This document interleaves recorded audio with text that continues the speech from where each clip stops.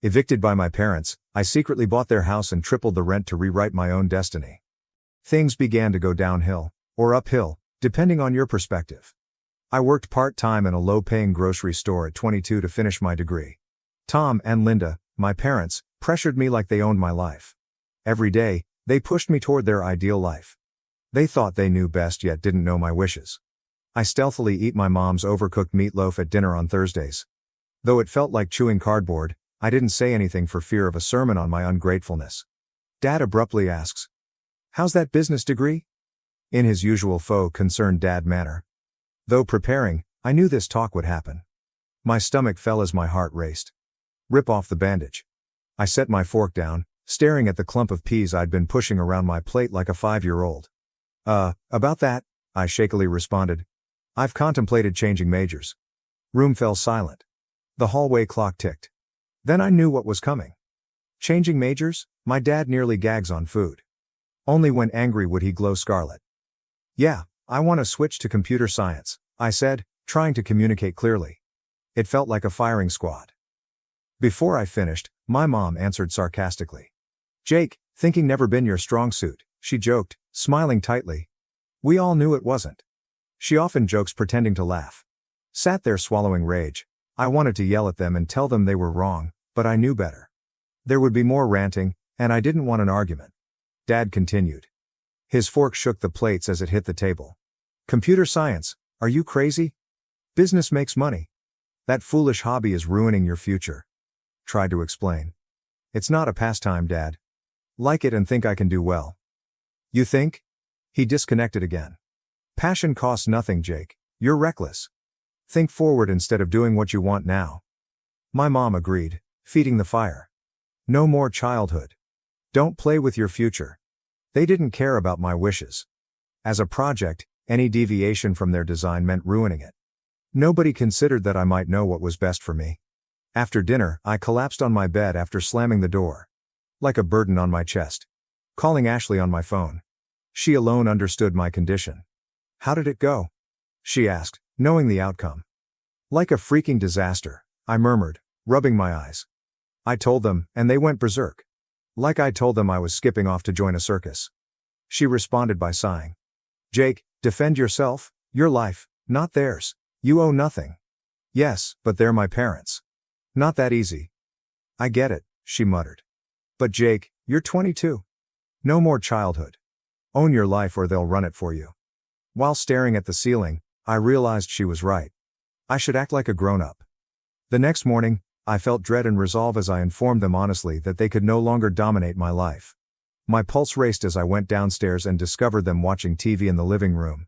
Mom, Dad, we need to talk, I said shakily but firmly. After my dad muted the TV, everybody looked at me like they expected big news, which it was. Switching to computer science. Dad frowned. You're not. I persisted this time. I chose this as an adult. I hoped they would give me it, but Mom stood up with her arms crossed. If you're an adult, you can support yourself, she said coldly. You have 24 hours to pack and leave. I was riveted, like my brain couldn't comprehend what she said. What? I succeeded? You can't be serious. My dad snaps. Oh, we're serious. You want to decide? Fine. You're doing it alone. I forget my walk back to my room, but I felt betrayed, like they were looking for an excuse to push me out. I was their son, but they treated me like garbage. I called my best friend Mike from my room without trying to talk well. I said, dude, they kicked me out, shaking my hands. I don't know what to do. Mike immediately said, pack your stuff, man. Stay with me. I discovered it while packing my clothing in a duffel bag. My parents threw me away like trash. Despite how bizarre it sounds, I felt relieved. They no longer controlled me. Not sure what that meant. I slept in Mike's house trying to figure out what happened after getting expelled, but it felt like my life had changed. From fighting with my parents about my major to being homeless felt unreal, like someone else was experiencing it. I didn't mind Mike's one-bedroom apartment that smelled like stale pizza and exercise socks because I had a roof and a friend who wouldn't ask me to leave. I couldn't crawl to my parents for help because it was too cramped. Every movement made Mike's old couch rattle where I slept. Every time I finished my homework, my mind would replay what happened. It seemed like my mind wouldn't let me forget I didn't have a home. My savings were draining fast, and I needed to work more. I couldn't balance 2 jobs, school, and life decisions. Ashley recommended we eat lunch at a cheap sandwich cafe near Mike's to relax after she couldn't fix my problem. As I hadn't eaten much since leaving home, I figured going out might help. "How are you doing?" she inquired, eating her sandwich. I shrugged. "Honestly? Not good. I can't concentrate at school, and my money is running out. I doubt I can continue." She gave me the compassionate look everyone has given me since I told them what happened. "Jake, you're trying. Just a blip." Joyless laughter. "Yes, a mountain-sized bump." She held my hand across the table. "You'll understand. You've always been brilliant, even if your parents don't know." Her kind words didn't change the fact that I was stuck in a situation I couldn't escape. I felt like I was treading water to avoid drowning. After lunch, I worked on my assignments at Mike's, but as I looked at the computer screen, I realized I was getting behind. My grades were decreasing, and I was considering dropping out. I didn't want to, but other options were running out. After several weeks of no improvement, my money fell, and I realized I had to choose. Mike could only cover so much, and I couldn't keep freeloading on him. Leaving college seemed like giving up all I'd worked for. Signing the paperwork in the dean's office made me feel like a failure. My aim of being the first in my family to graduate college was disappearing like everything else. After leaving that office, I realized I had no degree, strategy, or money. I gazed at my phone on Mike's couch that night, unsure what to do. Ashley always called to check on me. "Now the plan?" she whispered. "I keep looking for work, but nothing comes through. Like every door is closing on me." My caller hesitated, clearly trying to cheer me up. "You won't give up?" "I don't have a choice," I said, trying to speak clearly. "Today I dropped out." "Oh, Jake," she said. "The end is not here. Find something." "I know you will." I wanted to trust her but was losing hope. For days, I applied for every job I could find, but Sunnyside Restaurant, a decrepit restaurant that hadn't been cleaned since the 1980s, was the only one that offered anything. Flipping burgers and mopping floors was better than nothing since I needed money. I had something despite the long hours and minimal money. Earl, my manager, barked directives like boot camp as I pounded grease-covered burgers on the grill. Maybe Earl witnessed my hard work. He was tough and only cared about money. After a month at the diner, Earl approached me during a break. "Nice work ethic, child. Want more hours?" My forehead was sweaty, so I wiped it off to look engaged. "My friend needs a better paying night guard at this downtown office building. You in?" No consideration required. "Yes, I'm in." Flipping burgers by day and guarding an empty building at night, though unglamorous, it was something. I stopped affording sleep and was exhausted most nights, barely able to open my eyes, but I had to survive. Ashley kept sending me links to tech internships to get me back on track, but I didn't have time or energy to apply. I live for survival now. Every night, as I sat in that dark, empty office building staring at the city's flashing lights, I wondered, how did my life become this way? A few months earlier, I had aspirations and a future. Now I was surviving one shift at a time. The worst part was seeing no way 2 jobs were hell. The cafe was filthy and the nights in that empty office building were mind-numbing. I lived in a beat-up knapsack, slept 4 hours a night, and sipped energy drinks like water. I was making money, not much, but enough to keep me going. Mike didn't say anything, but I think he was glad I could help with rent. I didn't want to be the guy freeloading off my closest friend as my life went apart, so I handed him everything. A random meet things changed quickly when this guy came in for lunch while flipping burgers at the diner. I don't know if it was chance or the universe providing me a break. First, I didn't notice, just another customer. He looked fatigued, like the rest of us who worked too many hours for inadequate pay. After supper, he paid at the counter and gazed at the computer screen behind the register as I gave him his change. I practiced coding on break to keep sharp. He asked casually but suspiciously, "You're into coding?" I nodded, trying not to look thrilled. "I taught myself. Hopefully it will be a career. I could have something for you. My organization requires entry-level IT professionals. Not fancy, but a start." I blinked, questioning what I heard. "Seriously?" "Yes." He shrugged.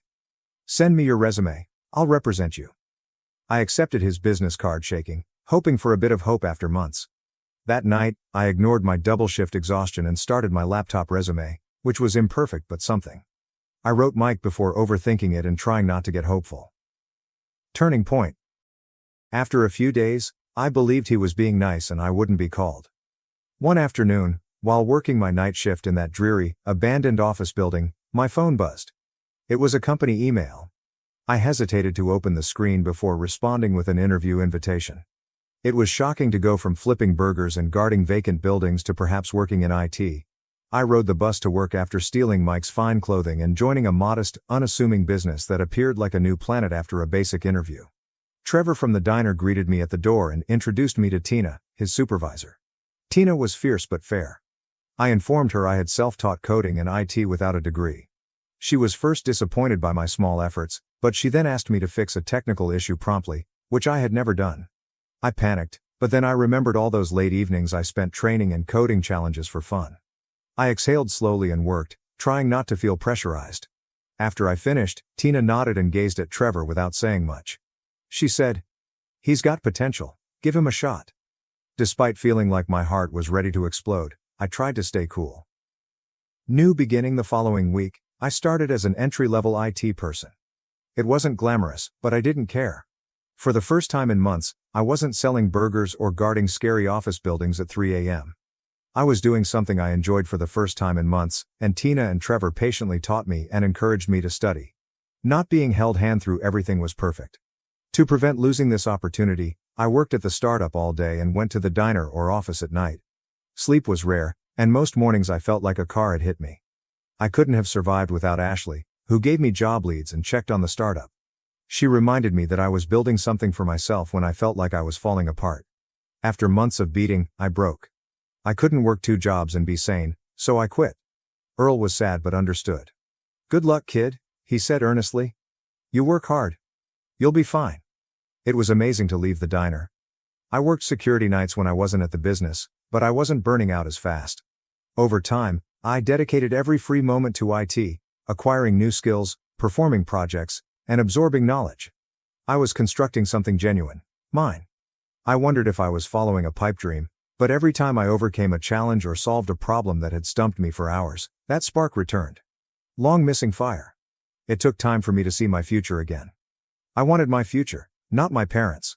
First time in years, that was enough. Some months into the new job, things felt different, not bad, just different from what I had felt in a while. Finally doing something I liked. I wasn't going to a dead-end job. Code and fix it were fun, but not glamorous. Get something I worked hard for. Tina went to my workstation one afternoon while I was programming. I loved her directness. She said, "Jake, I've been following your work for months. You have promised yet are holding back." I glanced at her, shocked. "Holding back? You mean what?" She crossed her arms and looked like she knew the answer but wanted me to say it. "You're talented, but you're cautious and adhere to familiarity. You lack risk-taking and pushing. Being comfortable is good, but comfort doesn't work in business." I was unclear what to say. She was right, I was doing the work, but not well. After everything, I was grateful to be stable and not mess up. Tina replied, "Look, Jake, you're good, but you need to improve to stand out. Try scary projects. You grow that way." I nodded, still understanding her words. This wasn't my parents' counsel to quit wasting my ability. This individual saw it and encouraged me. I followed her advice and volunteered for harder jobs I wasn't sure I could handle. I occasionally felt overwhelmed, but solving an issue was worth it. Tina handed me a big client job. I was scared since it was more responsibility than I'd ever had, but I was excited to prove I could do it. After weeks of late nights, weekends, and free time to perfect the project, I felt like I had run a marathon. I was exhausted, but I felt stronger. Several days later, Tina invited me into her office. I sat down, anxious about making a mistake. She acted swiftly. "Jake, your client liked your work. Every suggestion you made is being implemented." Unknowingly, I exhaled. "Really?" She nodded with a little smile. "You did great. Keep going and you'll succeed." Leave her office and I felt 10 feet tall. I thrived for the first time in forever and saw a future of building instead of scraping by. As I pushed harder, I understood how much I was holding back, not only in my career but in life. This cloud lifted, and I could see what I could do if I stopped afraid. Mistakes were inevitable, but they taught and progressed me. Ashley was always supportive, but she suddenly seemed proud of me. Instead of grumbling about my poor work or money, I'd talk about my new project or something fantastic I learned at dinner. She'd listen, really listen, like she could see I was on my way. After a long week at work, we sat on her couch one night. I was exhausted but happy. She smiled. She said, "I always knew you'd get here. Maybe not as planned, but you're doing it. You make it happen. I didn't know how to answer. She was with me through the worst, when I didn't know whether I'd make rent or where my next salary would come from. She made me feel safe and valued. Hearing her say that, I understood how lucky I was. Thanks, I said forcefully. I don't think I'd have made it this far without you. You would have, she laughed, shaking her head. A push was all you needed? She may have been right, but her presence helped. Then things got better. I took on more duties and improved, and others noticed. Every time I finished one of Tina's harder assignments, I felt more confident. For the first time in years, I felt secure. I stopped security and wasn't making much money, but I wasn't afraid about my next meal. Tina summoned me into her office again one afternoon. I expected another extravagant project, but she had a serious look I hadn't seen before. She said, Jake, I want to talk to you about your future here. Calmly but directly. Unsure of the direction, I arched an eyebrow. Okay. She reclined in her chair. You've done well in recent months. I think you're ready for more. I wish to make you full-time. After she started, I sat there trying to process it. Full-time, the dream? No more juggling jobs or scraping by. I don't even know what to say, I smiled. Smiled, just say yes. Yes, I did. After leaving that office, I felt lighter. All the strain, sleepless nights, and self-doubt were worth it. I arrived, though not as planned, and that felt good. Being promoted to full-time was like visiting a new planet. For the first time, I felt like I was doing something meaningful for myself and others without working a miserable side job. It was steady. After attaining that milestone, work got frantic. Tina meant it when she said I'd get additional responsibilities.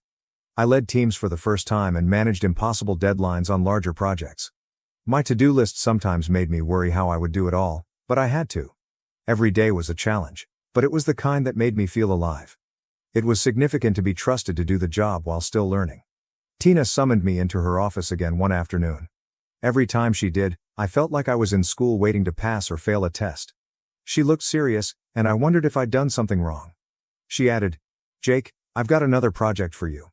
Pushing a folder over the desk. I took it and flipped through. The new customer was a big company modernizing its IT infrastructure. Bigger than anything I'd done before. My stomach flipped when excited and scared.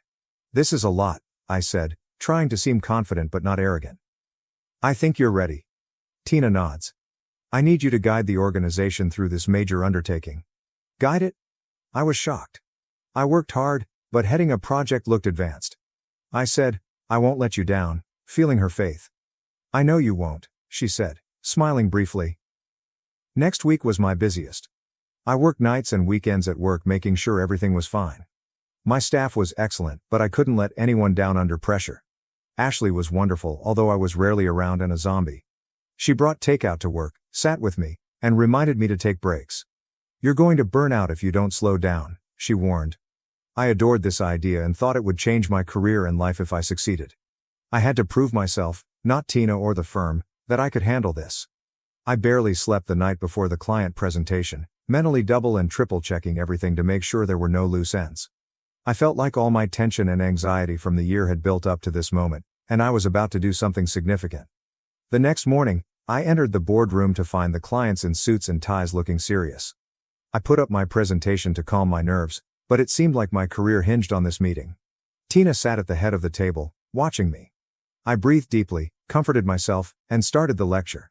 I stumbled over a few words and slides, but I answered their questions, explained the idea, and showed why they required this update. During what seemed like an eternity, no one talked. They scanned the documentation and whispered. My stomach flipped, and I half expected them to take everything apart. The IT department chief said, "This looks good," nodding. "We'll proceed." I was astonished and wanted to jump up and fist pump like a fool, but I nodded like it was just another day at work, yelling with joy. Tina took me aside after the meeting. "Great work," she said, beaming. "You've earned this." Her praise or the fact that I finished my largest assignment hit me harder. I felt like I'd passed an unseen finish line. After months of work, I left the office that night, relieved. I didn't care that I'd probably be back there in the morning working on something else. For the first time in a long time, I felt like I was where I should be. On my way home, I excitedly called Ashley. "We did it, babe. The presentation was well received. We're proceeding?" Pride showed in her laughter. "You would, I knew. So proud of you, Jake." Hearing that made it real. I wasn't the lost, fearful kid who'd been kicked out of his parents' house. I'd built something for myself on my terms. There was less uncertainty about the future. I thrived, not just survived. And that feeling? It was all worth it. I went from struggling to excelling in IT a few years after that big job assignment, and I was surprised when I started my own firm. After working for a while, I had a good reputation, saved money, and made connections, so I was ready to jump. Starting my own business was hard. There were restless nights, countless paperwork, and constant worry that everything might fail. I felt this was my calling, so I kept going. I got contracts, built a small but solid crew, and the company took off. After 2 years, we made more money than I expected. I didn't serve burgers or protect vacant buildings. I grew my firm every month. I had built it. Ashley and I contemplated buying a house when my company took off. After years of renting, we wanted our own home. We looked at ads, attended weekend open houses, and fantasized about our ideal home. Seeing my boyhood house, which my parents still live in, for sale prevented me from surfing real estate sites. I was surprised to discover their house for sale. I hadn't spoken to them in years and didn't follow their life. I clicked on the advertisement to learn more. Their landlord had sold the property at a discount compared to surrounding homes. I suddenly had a crazy idea. Buy the house. Who buys their parents' house after eviction? It seemed petty, but they didn't know I had money or was considering buying a property. This could be my chance to reclaim control over a situation that had kept me powerless for years. I called my realtor and placed a bid without hesitation. It was inexpensive, and I had the money to accomplish it. A few weeks later, the purchase closed, and I acquired my childhood home. Now things get interesting. The property manager called me the day after the deal. The tenants are asking to meet the new owner, said. They want to discuss the rent and some issues they've been having. I grinned internally. Good things were coming. Not telling them, I told property management to make the appointment. The plan was in my brain. After parking my car in front and knocking like a landlord, Dad answered the door. He was surprised but didn't recognize me because we hadn't seen each other in years. I didn't appear like the guy who left their house with a duffel bag and no plan. We're here to meet the landlord, he exclaimed. That's me, I said, entering like I owned it. He blinks in amazement. Wait, what? You're the landlord? Yeah, I said, trying not to laugh. I bought the place. My mom came from the living room, wide-eyed. Jake, she shouted. Why are you here? I smiled and leaned against the wall. Well, I'm your landlord now. They were speechless, still absorbing the fact that the boy they kicked out years before owned their house. Though I wasn't celebrating, it seemed fair. Business was my obligation. I began. So, breaking the awkward quiet. About the rent. They stared at me unprepared. I stated, I'm tripling it, calmly. Dad was stunned. Triple it? You're kidding. I replied, oh, I'm dead serious. Property values have risen, so I need a reasonable return on my investment. Rent is rising, a lot. Mom shook and reasoned with me, Jake, we can't afford that. You know we can't. I shrugged. That's not my issue. You can pay the new rent or move. Up to you. Though tough, I wouldn't back down. Years ago, they kicked me out, so now I set the terms. The stunned couple may have realized they had no choice but to stand there with no credit and no options. I left after an awkward talk to let them figure things out. I drove away feeling satisfied, vindicated, and hollow. I proved them wrong and succeeded despite everything they did to me, but as I drove away from that house, I realized that rent hikes and property ownership couldn't fix it. This was about release, not revenge. I wouldn't lower rent. My fiancé let his mom dictate our wedding, including asking me not to wear white. Here's how I took back control of my life. Original post. Have you ever seen I Love a Mama's Boy? Well, that's my life basically. I, 27F, have been with my fiancé John, 28F, since high school. We dated and broke up because his mother Debbie, 53F, convinced him we were too young to be in love. We broke up and went to college. During my sophomore year we started talking on socials again. He apologized and said he missed me. We got back together. Cue the waterworks. Debbie literally cried the first time she saw we were back together and told John that I have done witchcraft on him. I've always respected Debbie out of respect for my mother and upbringing. I was not raised to go back and forth with my elders, but she definitely abuses that. Since John and I decided to get back together, she has tried to hook him up with women from her church, her job, and even asks her friends for their daughters to give it a shot. John denies all of them and Debbie says that I'm controlling. John has told her to stop, but not in a way I feel she gets the point. Anyway, 3 months ago John proposed. Deb didn't come to the engagement party. Cool. She didn't come to the family dinner we had so both sides could meet. Cool. John's dad came and apologized for his ex's behavior. He left her when John graduated high school. I told him don't worry about it. The problems really began when John decided to confront his mother about how she's behaving toward our whole engagement. This turned on the light bulb in his brain, as he's always tried to ignore it and tell me to ignore her. She gave him a sob story about how she got pregnant with him before marriage and never really got to have a wedding, and this is triggering her. She had a shotgun wedding at the courthouse. He asked her what she needed to feel comfortable, and she responded that if she wore white and I wore a soft pink or lavender she would feel comfortable. My fiancé for some reason thought this was a fair compromise. He also said, not asked, that his mom could walk me down the aisle so she can get her moment in her dress. I told him absolutely not, and we got into an argument about it. I told him that it's insane that he would argue with me to defend his mom's honor, but wouldn't do the same the other way around. He accused me of being petty and selfish. It was bad. We both have agreed to cool off, but by how heated it got I could tell we both almost agreed to call it off. Now we're in a weird space, and I love John, but now see how much he lets her impact our life. I just imagine her sitting at home with this evil grin knowing she's ruining my relationship with John and he's just putty in her hands. I think I should just call off the wedding. AIO? Or is it just a color? Top comments. Ducky's mom.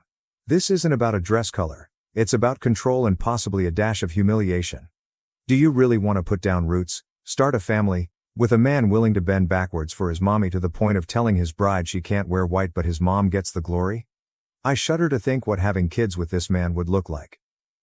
Hallucinogenic, he can marry his mother in her white dress then. What an absolutely unhinged request. Any self-respecting man would be appalled to even bring this to his intended bride. Anon, 466544.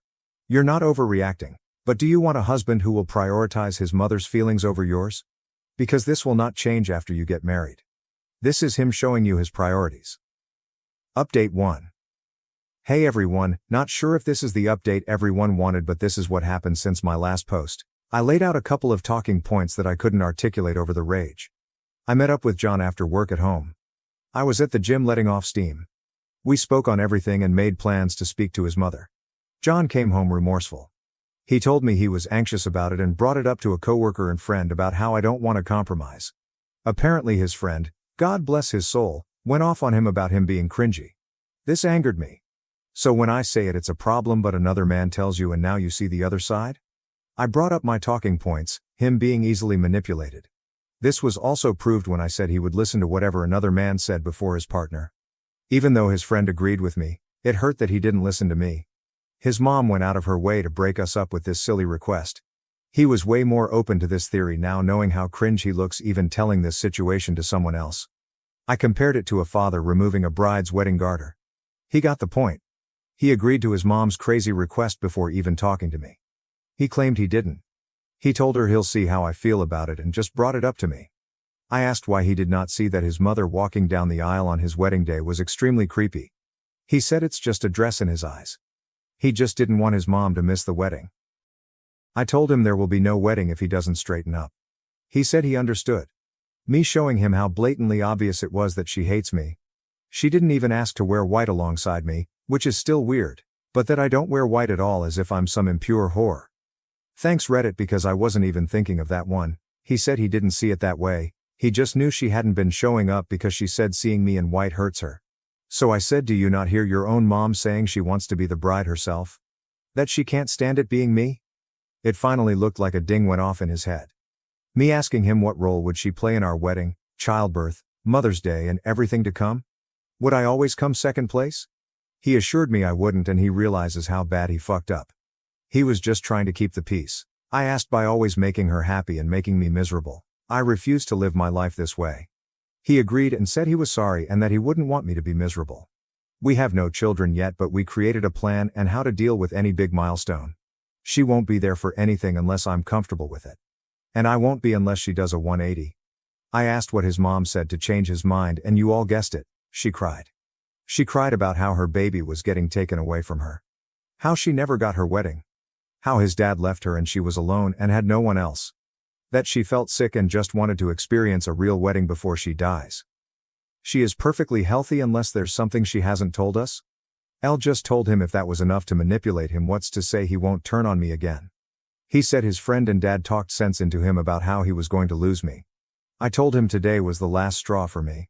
He had to do 4 things to keep me engaged to him if he even cared to. Go LC with his mom and do not let her make any decisions on our wedding.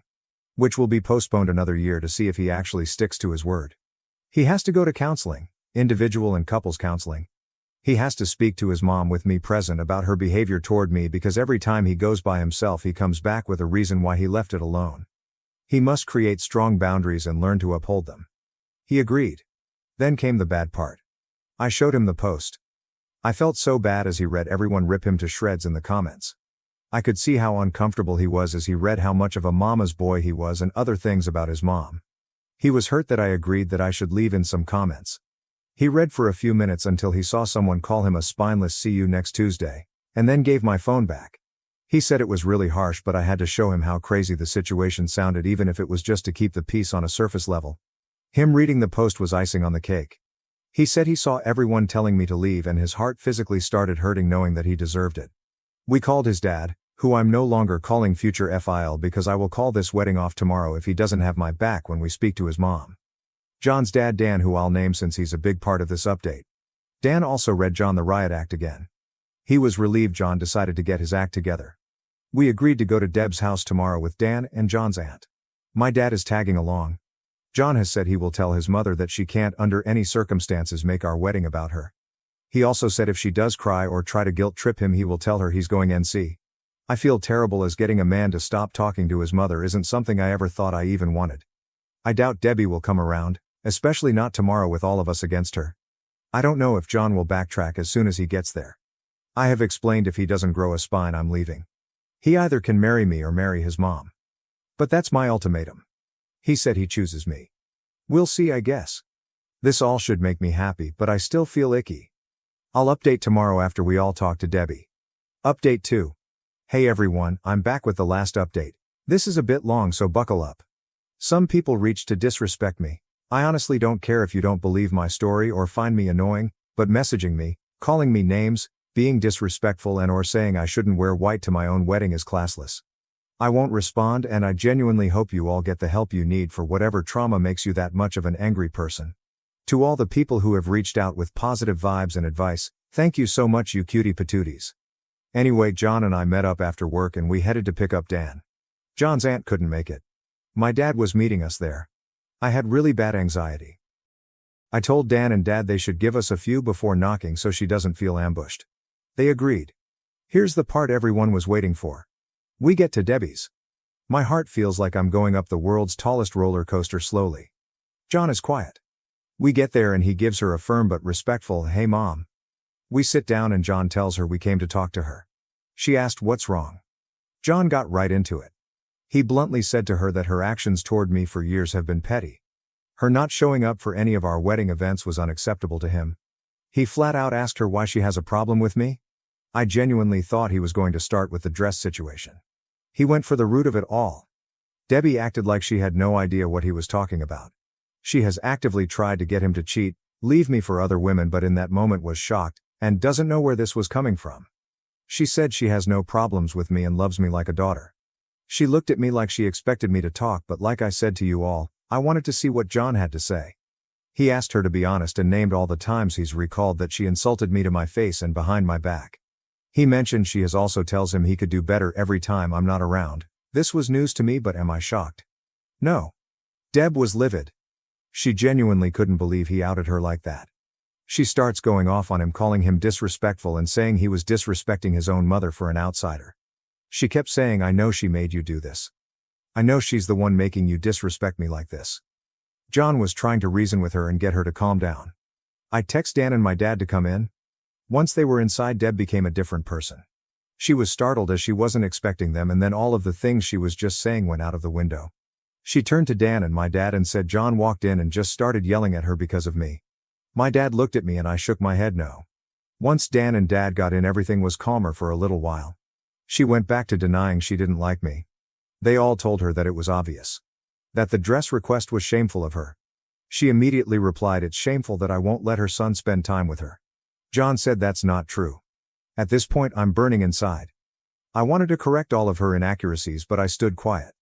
John asked her what's the real issue with OP. Deb starts saying how she knew I was going to be an issue since we were in HS. She said that once John got with me, his grades started dropping, which isn't true. That he stopped making time for family. Also, not true. That he once didn't show up to celebrate Mother's Day with her a few times because of my birthday. My birthday is in April, Mother's Day is in May. That once we got back together he forgot about her completely because I made him abandon her. He goes to her house at least 3 times a week. She said the fact that we had the engagement party without checking how she felt about it was wrong and all the evidence she needed to see what kind of woman I am. My dad pointed out that she didn't pay for the engagement dinner to have any input on it. Dan asked her was she thinking of asking to wear white at our wedding? Why is she so hungry for attention? Her face got red and she went off. She told Dan maybe if he would have properly married her and gave her a real wedding she wouldn't feel left out. Dan straight up called bullshit and said that she didn't want to have a real wedding even though he tried to convince her. The reason being that her mother told her pregnant brides are tacky. She started crying. I honestly felt bad for Debbie here. Mothers, be nice to your daughters or you'll create Debbies. My dad got everyone to calm down. John finally spoke again and told his mom that he can't keep defending her when she won't even try to respect me. That for his sanity and our relationship, he's going LC. Deb kept crying and said that John can't leave her for dead, she's the only mother he'll ever have. Mothers are forever. Wives are not. I'm not even his wife yet, and I'm already tearing apart the family. He kept going. He told her that we are going to get married. She can't respect me or stop crossing boundaries, she'll get cut off completely. That his visits are dropping down to 1 every 2 weeks and that she needs to call less. She started going off. She knew it. I'm doing something for him. What did I do to her son? I'm a manipulator and a problem. She told my dad he raised a demon. My dad shot back at her to watch her mouth. John kept shouting, "Mom, stop, Mom, stop." But she kept screaming and then she started hyperventilating. Whoever called it, you might be able to see the future. She was gripping John's arm saying she can't breathe. This was when I said to myself, oh no. He's about to flip-flop. He looked at me and I knew he knew what I was thinking. John got her a cup of water, then asked his dad if he could make sure his mom was okay and asked my dad to take Dan home. Dan and Dad agreed and his mom started crying louder. She literally screamed, "I can't breathe," as we walked out so he could hear her. I felt fucking terrible and I finally spoke. I told John I'm sorry. And I understand if he felt bad. He said he knew she was faking it but his instincts wanted to run over and make sure she was okay. I asked, "Are you?" He said no but he looked really sad about it. My dad walked out behind us. My dad has never seen this side of Deb. Neither have I. She's always been catty or shady toward me, but this was insane. My dad straight up told John that his mom needed help with her mental health. John said he's going to talk to his aunt about getting her help. We went home and John cried. He said he cried because he watched his mom villainize him and tell others that he just walked in and verbally abused her. He said it reminded him of the times he would fight with his dad because his mom would say Dan would just come from work and yell at her for no reason. I guess it was deja vu for him. He was silent after she said that, so I do believe it struck a nerve with him. He decided to go NC for now. I did ask him if he was okay with me posting this part and he said yes. Before we went to Deb's house I called a couple of counselors in our area to check availability and our first couples therapy session is next month. It's a little while away. He called his provider today to check for a therapist within his insurance and got an appointment for himself for the 23rd. The ball is rolling and John seems like he's on the same page as me. I know this is killing him though. Dan called us and let us know he got Deb to calm down. He said he spoke to her as best as he could about her harming her own relationship with John but she didn't want to hear it. Thank you Reddit. I really didn't expect this to blow up like this. The advice and well wishes I got from this was so overwhelming, in a great way. While I should be happy, something about it all just makes me feel down. I hope that Debbie gets better and we can one day have her in our lives. Something about that comment about her mother made me hurt for little Debbie. Hopefully one day I'll get to hear her stories. Now I'm going back to my regular life and hopefully I won't ever have a dramatic update for you guys ever again. Parents funded siblings, ignored me. I built my own success, uncovered their betrayal, and chose a new family over being the forgotten child. Hello, Reddit. I need to talk about something today. I'm 27 years old. I suppose you could say that I've been the one ignored my entire life. My younger brother Chris, 25 million, and older sister Sarah, 29 feet, are my siblings. It would be an understatement to suggest that they were always the golden children. In my parents' view, they could never do anything wrong, but I was just there. Sarah excelled academically as a child, consistently receiving straight A's and participating in all school-related activities before attending a prestigious Ivy League university. It was my parents' obsession. They couldn't stop raving about how delighted they were the moment she received her admission letter, I promise. They invited all of her relatives and friends to this lavish celebration party.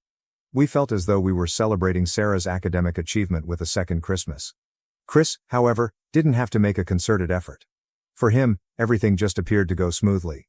Following Sarah's example, he enrolled in a prestigious graduate program. My parents also ensured that everything was prepared for him. They purchased him a new laptop, helped him move, paid his tuition, and more. Then there was me. I attended a state college instead of an Ivy League school. Although it was a fine school, I had the impression that my parents wouldn't boast about it the way they did about Chris and Sarah. They kind of nodded and muttered something like, "That's great, Michael," when I informed them I had been accepted, but I could tell they weren't really into it. No party, no celebration. If we ordered takeaway that night, I was lucky. I made an effort to ignore it, but as I grew older, I became more aware of how different things were for me than for them. The money was just as important as the attention. Consider the wedding of Sarah. $200,000 is no laughing matter. The setting, the catering, the dress, my parents went all out. They handled it like it was the biggest thing ever. Some members of our family were even flown in from out of state. They covered all of Chris's graduate school expenses and provided him with rent assistance until he was able to support himself. They also took care of his educational loans, so he didn't even need to worry about those. But me? I asked my parents for assistance when I was just starting out in my job and required some work-related tools, things that were necessary to even get started. I received $7,000. Please understand that $7,000 is a substantial sum of money. However, it kind of hurts when you contrast that with $200,000 for a wedding or fully covering someone's tuition. I felt like I was only receiving the bare minimum so they could claim to have been helpful. And it wasn't just the cash. I always felt like the odd one out whenever our family gathered together. Every discourse at family dinners revolved around Chris's most recent accomplishment or Sarah's fancy job. As they sat there, they would discuss their upcoming extravagant plans, vacations, or improvements to their homes. I would be sitting there consuming my meal while attempting to come up with anything to add to the discussion. What was I going to say though, really? It seemed like my accomplishments paled in comparison to what they were doing. Hey, I just finished a big project at work, and I'm still paying off my car. One dinner in particular, perhaps a year ago, comes to mind. As was customary, the topic of conversation shifted to Sarah's most recent travel plans as we were all seated around the table. "Oh, we're going to Europe for a few weeks," she revealed nonchalantly as she sipped her drink. "It's just so nice that Mom and Dad are able to help out with the expenses." Chris added his voice as well, discussing some of the wedding expenses that were paid for. In a casual tone, he remarked, "I honestly don't know what we would have done without that $200,000. Emily immediately burst out laughing, saying, "Thanks to our parents covering everything," expressing her relief that the tuition hikes had no effect on her. They seemed to be hammering their words into my head as I sat there attempting to concentrate on my plate.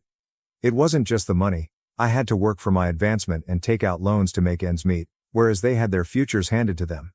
They pretended not to have to worry about it, but every dollar seemed like a fight. The worst thing? I wasn't even included in the discourse, yet nobody appeared to notice. My face became hot, my hands clenched beneath the table, and I could feel my irritation mounting until I was unable to contain it any longer. I whispered something to me. "Must be nice." There was silence in the room, everyone was watching me. It was Sarah who spoke first. With a confused and annoyed expression on her face, as if she couldn't even begin to comprehend why I was unhappy, she questioned, "What's that supposed to mean, Michael?" I inhaled deeply while attempting to remain composed, but everything spilled out quickly. It means that not all of us get everything handed to us on a silver platter. Some of us actually have to work for what we need. They clearly didn't understand. As if it were no great issue, Chris simply shrugged and relaxed back in his chair. He smiled smugly and added, "Michael, you're always acting like you're the victim. Didn't Mom and Dad help you get those tools for work?" That struck a chord. Even though they gave me $7,000, it seems insignificant in comparison to what they have done for Chris and Sarah. I said, "Yeah, they helped," firmly. "But $7,000 compared to hundreds of thousands? It's not the same, and you know it." As usual, Mom tried to defuse the situation. Michael, we thought that's what you needed. We've always tried to give you what was fair. Fair? I asked, my voice bursting with resentment. You think this is fair? You've given them everything. You've practically paved their roads for them, and I've had to build mine brick by brick. From there, the discussion took a turn for the worst. Everyone made an effort to justify themselves and claim that I was exaggerating. Dad shook his head and remarked, "You're exaggerating this?" "No," I replied. "You gave me the minimum. That's the part that hurts the most. You didn't care about what I wanted, only what you thought was enough to keep me quiet. It was more than I could handle." Without saying another word, I got up and walked out of the room, my chair making a loud scraping sound against the floor. I didn't turn around, but their voices followed me as I left the room. I was tired of constantly getting the leftovers and being the one who was forgotten. That night, I was furious and stormed out of the house.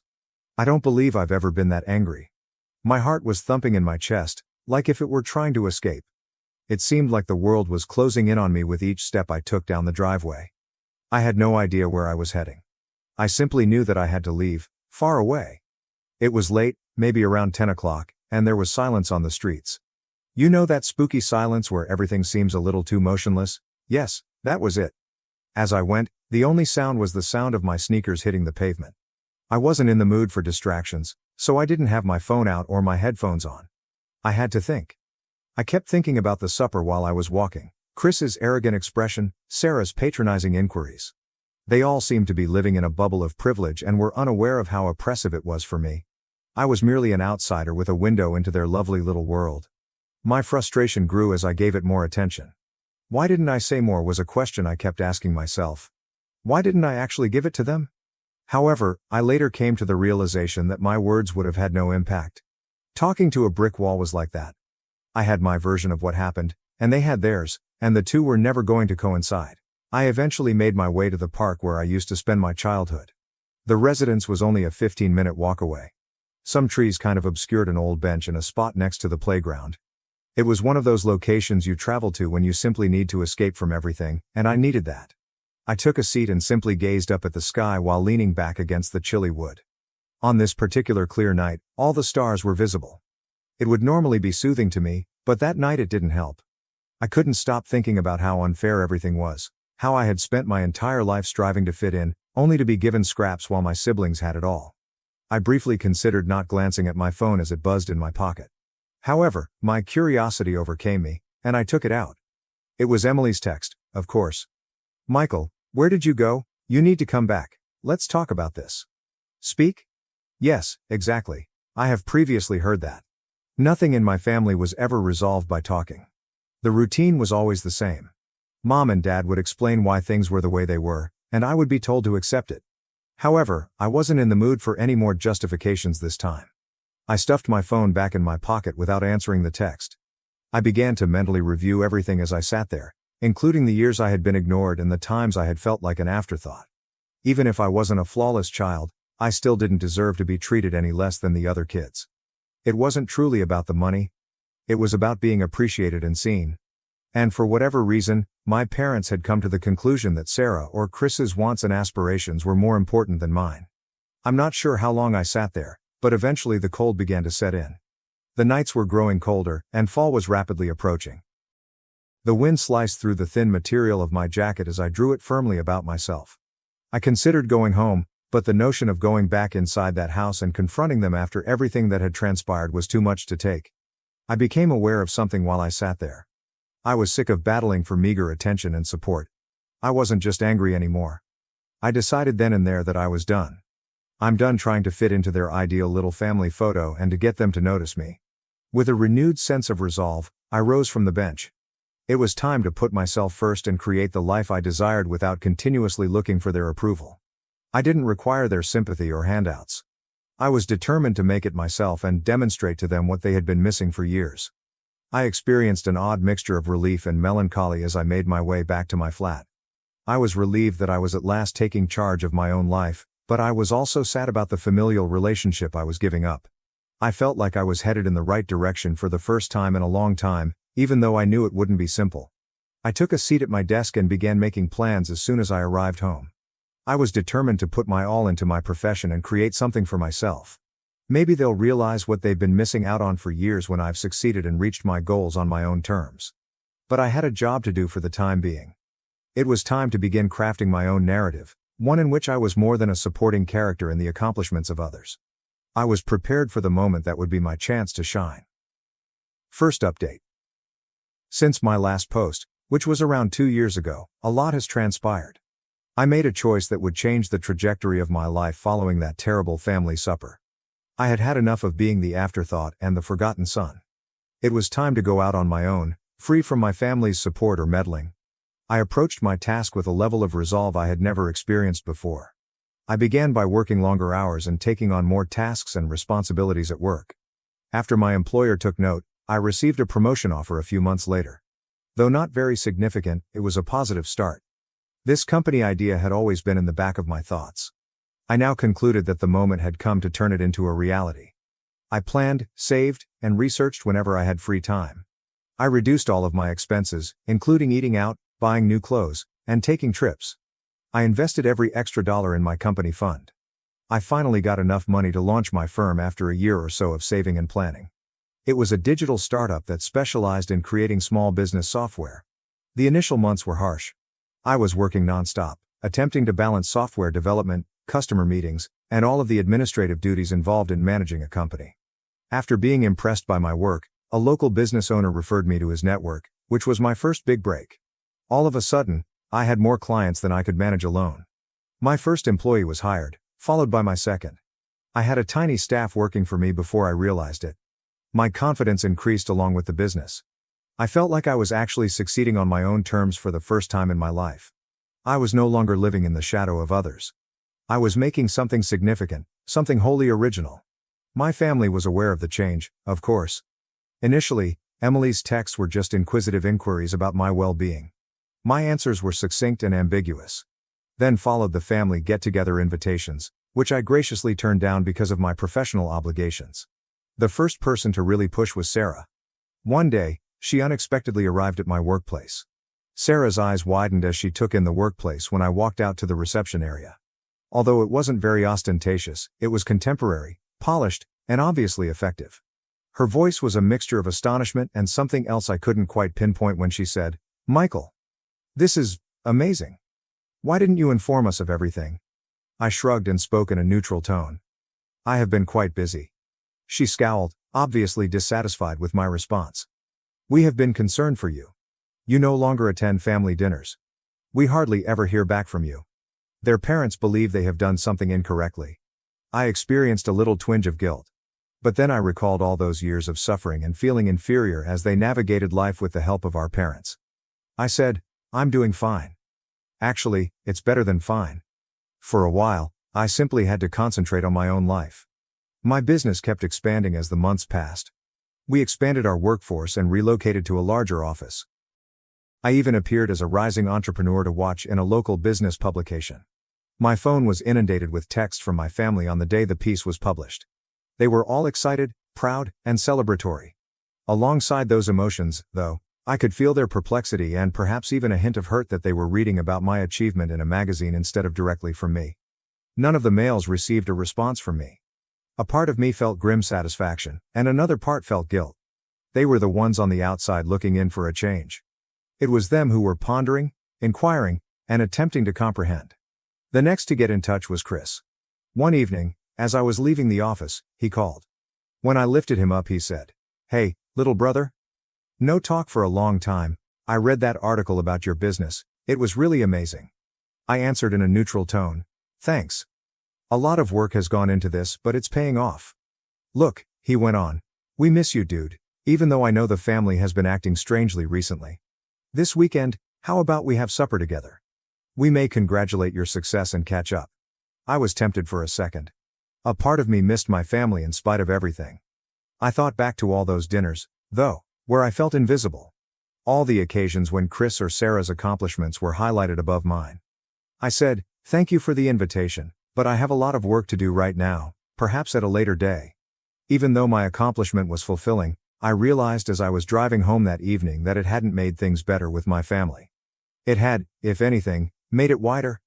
I was pleased with my accomplishments and pleased that I had completed everything by myself. However, my success came with a loneliness I hadn't expected. I wasn't prepared to close that gap though. Not quite yet. I had been the family's afterthought for far too long. I wasn't sure whether there was still space for them in my own story, which I was now writing. I would deal with whatever came next on my own terms. Second update. About a year and a half has passed since my last post, and my life has changed drastically once more. The expansion of my tech company has surpassed my wildest expectations.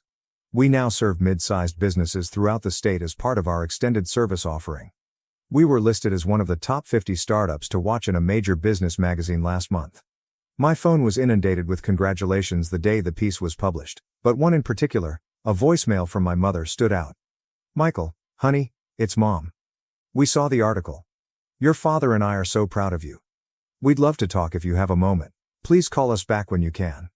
I was taken aback. My parents hadn't spoken to me directly in more than a year. I wasn't sure how to react after so much time, so I didn't call back right away. A week later, my assistant told me I had guests when I was working late. I was shocked to see my folks standing in the lobby. They appeared older and more worn out than I had recalled. When they saw me, their eyes glowed with a mixture of pride and apprehension, but Mom's hair had more gray and Dad's shoulders appeared to slump. Mom said hesitantly, "Michael, we hope you don't mind us dropping by like this. We simply had to see you." I escorted them to my office, where they gazed at the contemporary furnishings and the accolades that lined the bookcases. They hadn't seen the struggling child like that in a long time. "This is really amazing, son," Dad remarked in a rough, emotional voice. "You've accomplished a lot for yourself." The uneasy silence was broken by Mom. "We must apologize to you, Michael. After much consideration, we've come to the conclusion that we treated you differently from your siblings. We sincerely apologize for not seeing it at the time, but we do now." A lump formed in my throat. I'd been waiting so long to hear this, but I wasn't sure how to react when the time came. Dad bent over. "We're proud of you, son, not only for your accomplishments but also for taking on this challenge alone. We were oblivious to your abilities until you demonstrated them to us." After that we spoke for a while. I discovered that I was talking more about the setbacks and victories over the previous few years. It was odd, but in a way, it felt perfect, like the puzzle pieces were finally coming together. After a moment of hesitation, Mom continued, "There's something else we wanted to talk to you about, Michael." As our conversation came to an end. "We need your assistance." Immediately, I felt my guard go up. "What sort of assistance?" They looked at one another, and then Dad said something. "The family business is at issue. Son, we're in trouble. We haven't kept up with the changes in the market. Failure to upgrade promptly will put us in danger of becoming bankrupt." Mom hurriedly added, "Especially after everything, we hate to ask. However, we reasoned that given your technological and business acumen." I sat back, feeling a lot of different emotions. Even though their apology appeared genuine and I wanted to get back in touch, I couldn't help but feel suspicious. Was this the true cause of their unexpected arrival? At last, I answered, "I need some time to think about this.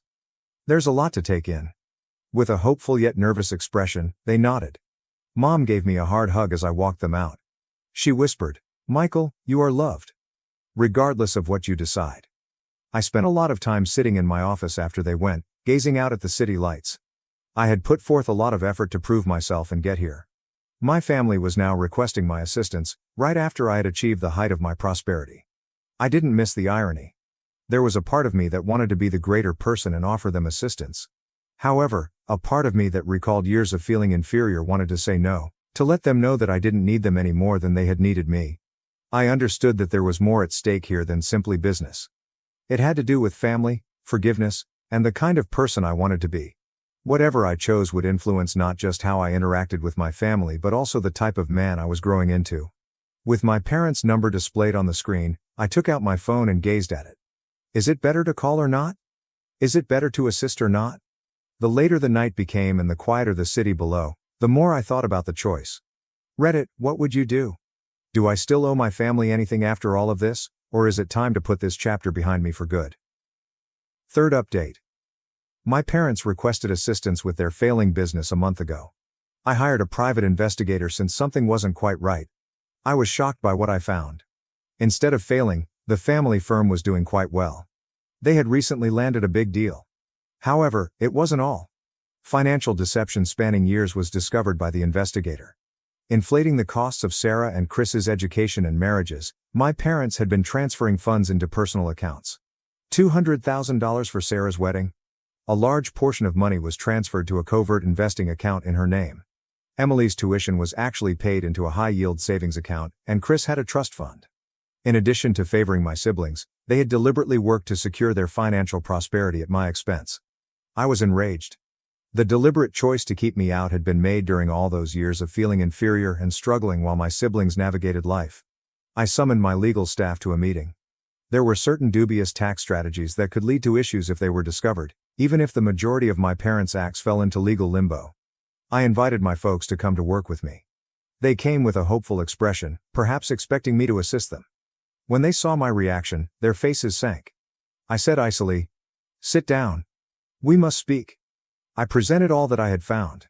I saw their expressions change from shock to guilt to dread with every admission. "How did you accomplish this?" With a trembling voice, I asked. "You were purposefully keeping me down while uplifting everyone else, even though I felt inadequate all these years. Why?" My mom broke down in tears. According to my father's explanation, they viewed me as the self-sufficient powerful one. He spoke in a hollow voice. I interrupted him, saying, "I don't want excuses. I want you to be aware of what is about to happen." I informed them that I had contacted the IRS anonymously about their dubious tax procedures. Additionally, I had provided Sarah, Chris, and Emily with proof of how they had profited from our parents' dishonesty. I remarked, "Your ideal family image is about to fall apart. And you can't buy your way out of it this time. Please, Michael," my father pleaded. "We can make this right. We'll put things right." I chuckled without humor. "That's the issue, Dad. You continue to believe that money can solve any problem. However, you cannot purchase my forgiveness. The years I spent feeling unworthy are irreplaceable." I got to my feet. "Go now. Never again do I want to hear from any of you. I no longer consider myself to have a family." My mother glanced back, crying, as they walked away. "You are loved, Michael, we always have." I gave her a direct look. "I don't want to be involved if this is how you define love." I stayed in my office for a while after they left, feeling a mixture of relief, betrayal, and rage. I was relieved that I could finally stop questioning my value and that I knew the truth. Sarah, Chris, and Emily sent me texts in the days that followed. Some were irate, some beseeching. None of them received a response from me. With fresh energy, I pushed myself back into my work.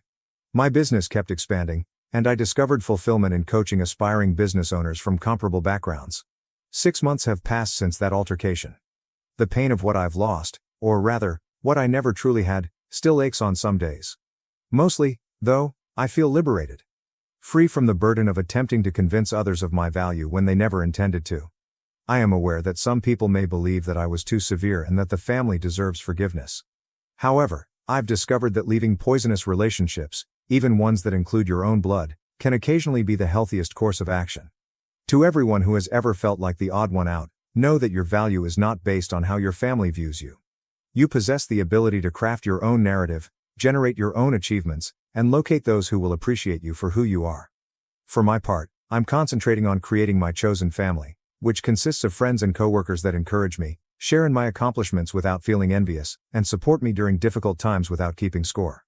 Regardless of our backgrounds or experiences, let's celebrate fresh starts, chosen families, and creating our own narratives. We have the power to influence the future, and I'm eager to see where that takes us. I had an emergency C-section, and my husband wanted a divorce because he didn't witness the birth. Throw away because I want to fix this and I'm paranoid about more people in our lives finding out. It's all so fucked up already, I don't want more stress. My husband, 29 million, and I, 30 billion, have been married for 5 years. I gave birth to our first child in September, a girl. My husband was present for most of my labor, but things went very pear-shaped and I had to have an emergency C-section. The doctors told him to leave the room and wait outside.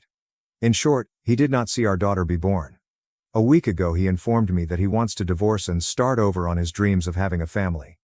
He insists that he cannot bond with our daughter and says it's because he didn't see her being born.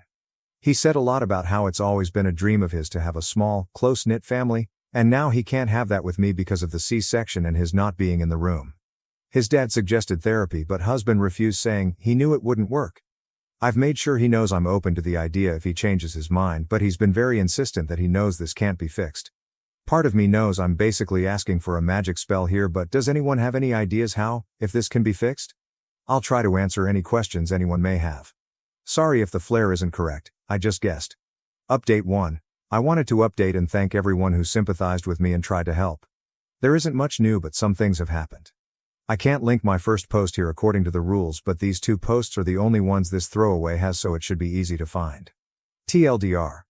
I, 30NB, gave birth in September.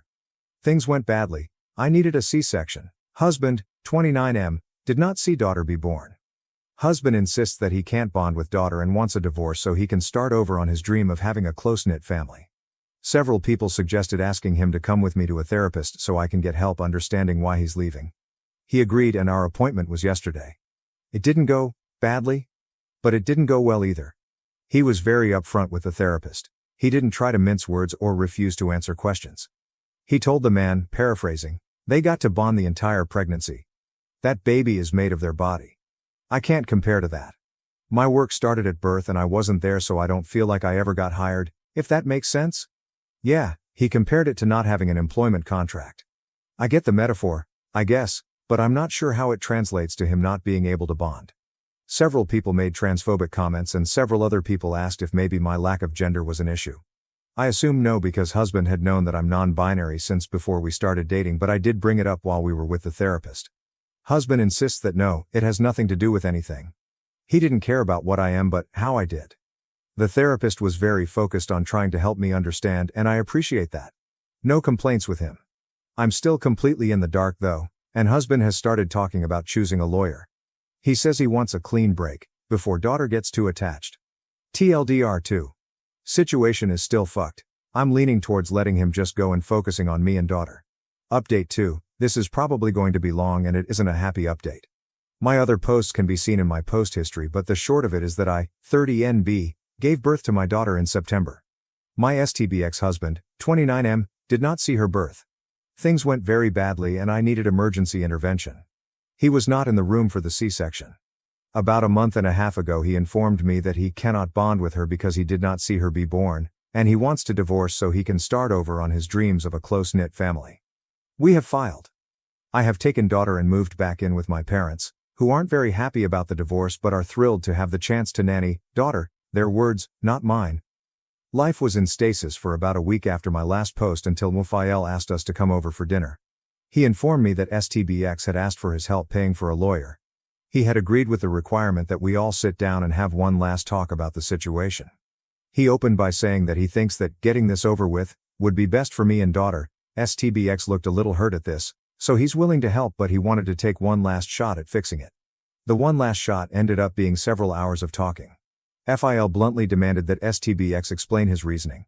STBX repeated the can't bond thing. FIL asked why. The employment contract analogy was brought up again. After much back, forth, what do you mean by this? Why that? FIL just said, I'm not buying this. What's the real reason, STBX? STBX insisted till the end that what he'd been saying all along was his reasoning. He did not see daughter be born, so he can't bond. He tried. He insisted. The connection isn't there. He was supposed to connect when daughter was born. There was supposed to be a spark of connection between them, but that spark can only happen right at birth, I guess. In his mind he can't get it now. Phil asked if STBX thought daughter wasn't his. STBX insists he has no doubts he is daughter's biological father. FIL asked if STBX was seeing someone else. Was there a woman or another pregnancy somewhere? STBX did not react well to this. He threw his phone down on the table and said that we were free to search it. He's not a scumbag.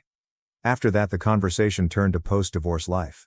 STBX offered up that he'd been running the numbers and would volunteer $50 a month alimony and $50 a month in child support. He doesn't have to do either, mind, because we're divorcing and he wants to cut all ties with the kid, but he wants to be fair. $50 in alimony? Whatever, I have a job and a roof over our heads.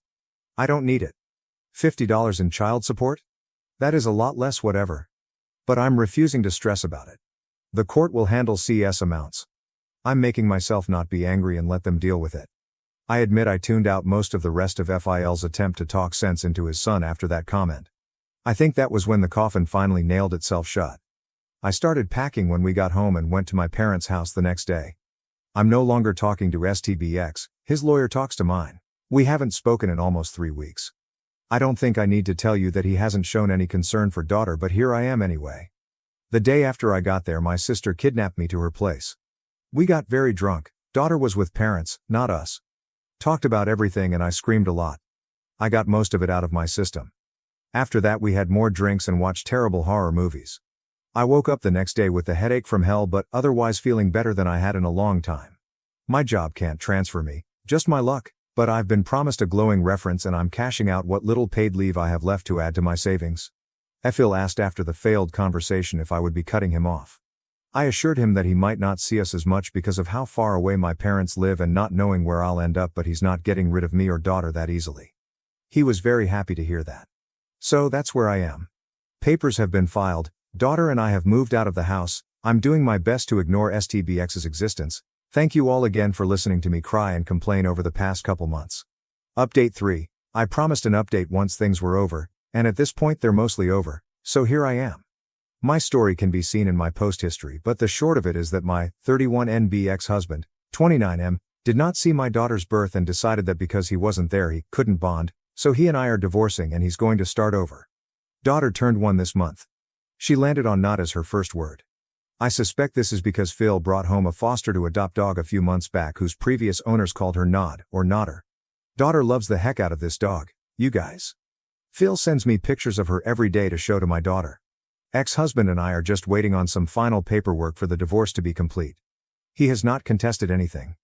He did look the judge in the face and repeat the whole "didn't see birth, can't bond" thing. His lawyer did try and defend that claim. He presented studies that he claimed said things about damages to bonds when fathers weren't present and actively involved for everything but ex-husbands was. He was there and active and involved my entire pregnancy, and was present for my entire labor until things went wrong. It wasn't a case of, ooh, hey, you knocked someone up 5 years ago, now bond with this kid. Daughter was definitely less than an hour old when he held her for the first time, probably less than half an hour. And I had proof for this claim too. Among other things, I had pictures of the two of us at multiple prenatal appointments. FEL was also willing to file a statement talking about how ex and he were involved in my pregnancy. Needless to say, the judge was not impressed with my ex's lawyer's arguments. He tried to push my ex for therapy, made comments about how ex would regret this later. Ex stood stubborn with his "I need to start over" line. He has visitation per the paperwork. Care to guess if he's used it? He does also have to pay child support. If you've read my post history, you might remember that he offered me a gigantic $50 a month. That's all he's been paying despite the judge ordering a lot more, so that's a fight I'm going to have to steel myself for. I'm surprised he started scanting out before the divorce was even final, but he did tell me in a Phil that he's not a scumbag, so in his mind he's probably just keeping true to his word or something. He's shown no interest in daughter. No other children, pregnancies or potential partners have popped up either. As best film can tell, ex is single and not showing any interest in dating yet. I don't know how I feel, really. It would make more sense if he was cheating. It would be easier to have something solid to point to, go, fuck you into a tornado for making my life fall apart, and then try to move on. But all lived evidence points to him honestly thinking he has to do this. I'm in therapy. I've found a place about the middle of my parents and FIL, and I'm still doing freelance work. I would rate myself okay. Daughter is happy, healthy and kicking. She will be fine. I plan to never speak to ex again once this paperwork is done. I just have to wait to be able to totally start over myself. My parents chose my brother's award over visiting me after a car crash. Now they want my savings to bail him out of a fraud scandal. I refused. About 2 weeks ago, I, 32F, was involved in a horrific car accident. Another automobile struck me from the side as I was making my way home from work. The force of the impact caused my automobile to overturn. I was later told by the paramedics that I was fortunate to be alive. I ultimately needed emergency surgery due to internal bleeding, 2 cracked ribs, and a damaged leg. After the procedure, I stayed in the hospital for a week to recuperate and try to make sense of things. It was difficult to be in the hospital, both mentally and physically. All I wanted was for my parents to come see me as soon as I woke up. I assumed that as soon as they learned about the accident, they would rush over. Even though I didn't anticipate them staying the entire time, I would have been so grateful for a visit. Rather, they were absent for days. I waited for them to stop by or at least give me a call, but they didn't show up. Before I even received a text from them, I believe it was 4 days. To answer your question, my parents were told what had transpired. The hospital informed me that they had contacted them several times and that they are my emergency contacts. A day following my admission, the hospital was able to contact my parents, but the nurses reported that they appeared unconcerned about the situation. That obviously upset me a lot, but I attempted to explain it away by saying that perhaps they were too busy or that something else had come up. Fortunately, my phone was still with me because my possessions survived the collision. Every day, at intervals of 5 to 6 hours, I texted my parents, but I never heard back. In the hospital, every day was a nightmare. I attempted to give my parents a lot of wiggle room because I really wanted to see people I knew, but it became more difficult every hour. Fortunately, I wasn't entirely alone because my pals, who reside in other states, were able to get in touch with some family members who live nearby. A family acquaintance came to visit me on the 6th day in the hospital and remarked in passing how wonderful it was that my brother was receiving recognition for his efforts at an award ceremony. I didn't know what she was discussing. She filled me in, but she appeared perplexed that I didn't know. As it happens, my parents didn't come to see me. Instead, they were at my brother's award ceremony. They were aware that I was in the hospital, but instead of helping me through a difficult period, they decided to attend my brother's special occasion. They were so busy getting ready for his big event that they had taken so long to get in touch with me. They were more concerned with their perception of his ceremony than with their daughter's injury. Let me be clear before anyone accuses me of jealously admiring my brother. I don't find it hard to see why they would be proud of him. I am aware that he is gifted and has put a lot of effort into all that he has accomplished. He has always been the golden child, which is the problem. Since we were little, he has received nothing but acclaim for everything he does, while I have largely gone unnoticed. He currently works for a large corporation and is really successful, therefore this award meant a lot to him. However, I was actually convalescing from surgery. A visit or even a phone call to check on me would have been the very least they could have done. I only wanted my parents to be concerned about me, and that was about all I was asking for. They didn't even blink an eyelash when I could have died that day. I was angry and humiliated. I attempted, but was unable, to explain my parents' actions. I then made the decision to contact them and let them know how offended I was. I texted them to express my disbelief that they prioritized my brother's prize over my well-being. I expressed my pain at them not even checking in on me. I didn't have to wait long for an answer for the first time since the accident, and to be honest, I wish they hadn't responded. Their words simply made me feel worse. At first, they attempted to defend their behavior by claiming that they couldn't miss my brother's award because it was a once-in-a-lifetime accomplishment. I informed them that if they had only taken the time to come see me sooner, they wouldn't have missed the event at all. After a while, they gave up trying to argue with me and told me that it was pointless to waste time coming to see me while my brother was out there making the family proud. That hurt more than words can express. It seemed like they only considered me as an afterthought. I wish I could say that their behavior astonished me, but it has always been like this. My brother was perfect as a child. Every action he took was praised. Every accomplishment he made, whether it was a scholarship, a fancy job, or perfect grades, was celebrated. In the meantime, I was constantly in the background. It was never good enough, even when I performed well. Every error I made was viewed as a disaster, and I never received the same level of help. I had the impression that they had already determined I was a failure and that nothing I did would change their thoughts. A week after my brother's award ceremony, my parents unexpectedly arrived at the hospital. I was initially perplexed because, following our last talk, I had given up on contacting them. I knew my parents well enough to understand that they weren't worried when they came to see me. They arrived with phony smiles on their faces and bouquets in their hands. They made an effort to strike up a conversation about how I was doing, but it was obvious that their thoughts were elsewhere. I advised them to just say what was on their mind because I could tell that whatever they were thinking about was going to irritate me. The fact that they showed so little concern for my survival was offensive enough. I didn't need their phony pity. I didn't have to exert much effort. When my mother learned that my brother had been arrested for fraud at his company, she burst into tears. It turned out that my brother was at the heart of a huge fraud scheme that was discovered by the corporation he worked for. He had been directing funds into his personal investments by falsifying the company's accounts. Following an internal investigation, everything was turned over to the police, and he was apprehended after a coworker alerted the superiors. He is currently being charged with major offenses like wire fraud, forgery, and embezzlement. My parents had apparently already spent a large portion of their cash on hiring attorneys for him. They came to me because they didn't have enough money left to pay his bail. They asked me to utilize the money I had saved up from my work as a project manager at an IT business to help him out. Additionally, they asked whether I knew anyone who could help in any manner or pull some strings. I had the impression that I was merely a tool to clean up my brother's mess, not even their daughter. I continued to experience mental and physical pain. It was unbelievable to me that they would turn to me for assistance after everything. It was like being slapped across the face. When I was laying in a hospital bed after surgery, afraid and alone, they didn't give a damn. But now that their favorite child was in danger, they needed me. I felt bad about it. Perhaps I ought to have assisted for the benefit of my family. The other side of me, though, was angry. The same brother who has always had everything handed to him, why should I save him? My parents have always protected him, so he has never experienced any repercussions. Now, they expect me to do the same. I informed them that I would not assist.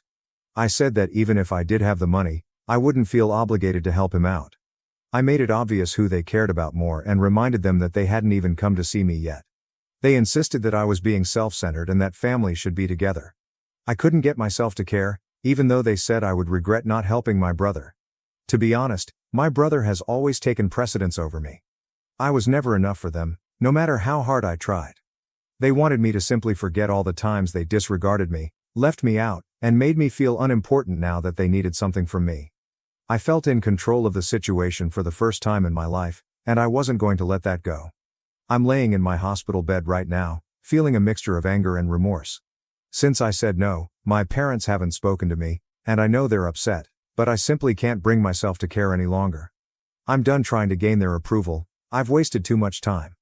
AITA for standing up to my parents after everything they've done to me and not helping my brother.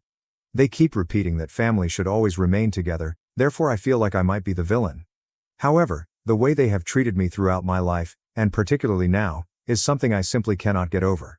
I feel like I've had enough, but I'm not sure what to do. First update. Hello everybody, I wanted to express my gratitude for your support of my initial article. I was able to maintain my position because of that. Although I didn't anticipate updating so quickly, a lot has transpired since then. I was eventually released from the hospital a few days after my parents arrived.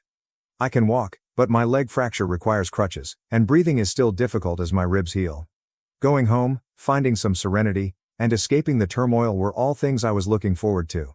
The moment I arrived at my apartment, that hope was dashed. I knew things wouldn't go well as soon as I spotted my folks, who were waiting for me just outside my door. They must have called the hospital to find out the precise time of my discharge because I hadn't told them. They wasted no time at all. They began hammering me before I could even remove my keys. They were incensed and informed me that by not helping my brother, I had gone too far. It's the most irate I've ever seen them. They seemed more unhappy with me for refusing than they were with my brother's deception. They talked endlessly about how family should always come first. They said I was selfish and vindictive. They claimed that I was using this circumstance as a means of exacting revenge on them because I had resentment toward my brother. They didn't care that I was still recovering from my near-death experience a week prior. They simply viewed me as a barrier to their beloved son's rescue. They had the audacity to say that they expected me to step up now. They said that this was my opportunity to show that I wasn't a letdown and that I could be part of the family by acting morally. It was crazy. They essentially acknowledged that I wasn't related to them and that helping my brother was the only way I could make amends. Things truly took a turn for the worst when I informed them outright that I wouldn't do it. My mother began crying at my door, screaming things like, "We've already lost one child, and now we're going to lose two, and you're punishing us for loving him more." In contrast, my dad simply became more irate and wasn't attempting to shame me. He repeatedly accused me of being cold-hearted and self-centered, claiming that I had no regard for the family and that I would regret it once they were gone. To be honest, it was everything I could do to not lose it.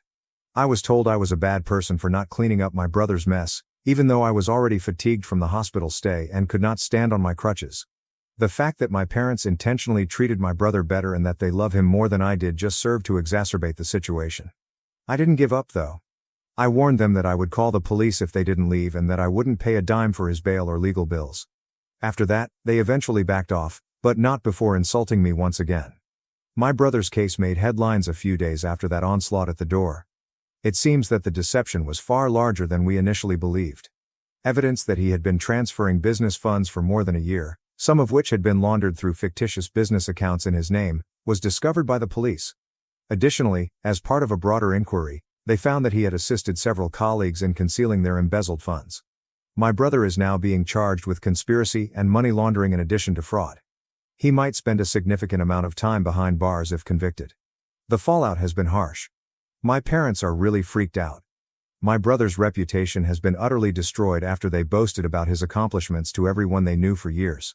People aren't buying into their attempts to control the situation by claiming that it's all a misunderstanding and that it will all be resolved. When word spread that his son was embroiled in a significant fraud case, my dad even lost a significant client. They're fumbling, and it's obvious they don't know what to do. Naturally, they came stumbling back to me. They made no effort to conceal their desperation this time. They indicated they needed my assistance, just this once, to get through this because they were under a lot of stress. They insisted that they would have an opportunity to fix things, and keep the family together, if I helped my brother, but I understood exactly what that meant. Keeping the family together meant preserving the appearance that their ideal kid had done nothing wrong, and fixing things meant hiding his transgressions. They've gone completely silent after I told them no once more. Nothing, no texts, no calls. They seem to have given up on me, to be honest. They most likely view me as a hopeless failure who abandoned the family when they most needed her. But what do you know? I no longer give a damn. I feel like I'm in charge for the first time in my life. Knowing that my parents just saw me as a fallback option, someone to control in case something goes wrong, hurts.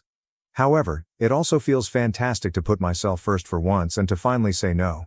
To appease them, I won't help my brother, and I won't allow them to use guilt to get me to correct a situation they started.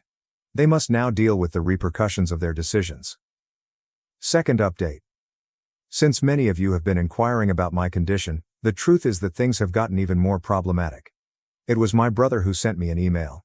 Since he doesn't have access to a phone while incarcerated, he persuaded one of his friends, who still maintains his innocence, to contact me on his behalf. I was initially inclined to simply remove it without reading it. I assumed it was just another attempt to use guilt to get me to assist him. However, my curiosity overcame me, and I opened it. My brother said he was being framed in the email. Although he vowed he wasn't the mastermind, he acknowledged that he was a part of the fraud at his company. He claims that the superiors used him as a scapegoat to hide their own wrongdoing. He even said that while he was trapped taking the fall, certain powerful executives were still able to move freely. He pleaded with me for assistance, not for our parents but because he believed that I was the only one who could save the family from disintegrating entirely. I was genuinely offended by that line. Perhaps it was because my brother finally admitted how poisonous our parents have been. He acknowledged that they have consistently mistreated me and exploited him to stroke their egos. Seeing him acknowledge that was odd because he had always complied with it. I couldn't get rid of the impression, though, that he was just saying anything he felt would persuade me to assist him. He also said that I should help him by saving the family, which is what my parents have been saying ever since this fiasco began. I kept asking myself if there was any truth to what he was saying, even though I promised myself I was done with all of this. Could it be that he was actually being set up? What if I was mistaken about how huge this was? I wanted to know for sure, part of me. I therefore made the decision to investigate. I mentioned the problem to a buddy of mine who is a lawyer and whom I trusted. Since they were not involved in the case, they were unable to provide me with a complete legal breakdown. However, they did offer me some guidance on where to find additional information. After doing some additional research, I discovered that my brother's story wasn't entirely untrue. There was no doubt that he was a fraudster. However, based on my understanding, it appeared that he wasn't the one controlling everything. Evidently, he was not the only victim of the fraud plan. My brother was utilized as a pawn by several high-level executives who had been transferring corporate funds for years. Since he was responsible for overseeing specific accounts, he was held solely responsible when things went south. My brother was left holding the bag because these superiors had purposefully separated themselves from the grunt work. I felt torn after learning all of this. I was upset that he was involved in something so dubious in the first place. On the one hand, he was involved in a serious crime regardless of whether he was the mastermind or merely a pawn. He wasn't just an innocent bystander who unknowingly became involved in anything. He followed through because he knew what he was doing. Most likely, he believed he would never be caught. However, I did feel a little sorry for him at the same time. Knowing that he was exploited by those with greater strength and expertise in hiding their trails is difficult. It's obvious that those executives were well versed in their roles and made sure my brother would bear the brunt of any negative outcomes. If he hadn't been raised in a household that encouraged him to take shortcuts as long as you were successful on the outside, I couldn't help but wonder how things may have turned out. He most likely believed that he was untouchable because of our parents' unceasing protection and adulation. My folks were unexpectedly silent when I told them what I had discovered. Although they didn't want to acknowledge it, I believe that they secretly understood my brother wasn't an innocent victim. They persisted in promoting the same story, claiming that I was selfish for not prioritizing the family and callous for not assisting him, rather than admitting the reality. It was like speaking to a stone wall when you spoke to them. I've made the decision to stop interacting with them at this time. I've made up my mind and I'm sticking with it. No matter how much he wants to blame the executives, my brother still made his bed and now has to lie about it. My parents are at fault if they wish to continue supporting him. If the situations were reversed, I wouldn't ruin myself trying to help someone who wouldn't do anything for me. To be honest, I've not felt so at ease in a long time. Even though my family will never believe it, I know I made the right decision. I've been treated like I didn't matter for far too long, and I'm sick of it. Although my brother's predicament is awful, I am not responsible for fixing it. Once again, I want to thank everyone who has helped me along the way. Although it hasn't been simple, it has been a huge comfort to know that I'm not the only one who feels this way. Third update, I now have enough information to provide you all with an update, even though it has been more than a month since my last post. I'll start with what my parents did when they realized that insulting me and pleading with me wouldn't work. They made the decision to do something else, which was to make me even more miserable than I already was. They contacted several of my aunts, uncles, and cousins to express their disdain and selfishness for not helping my brother. They gave the impression that my refusal to assist was motivated by spite and that I was simply sitting on a mound of money.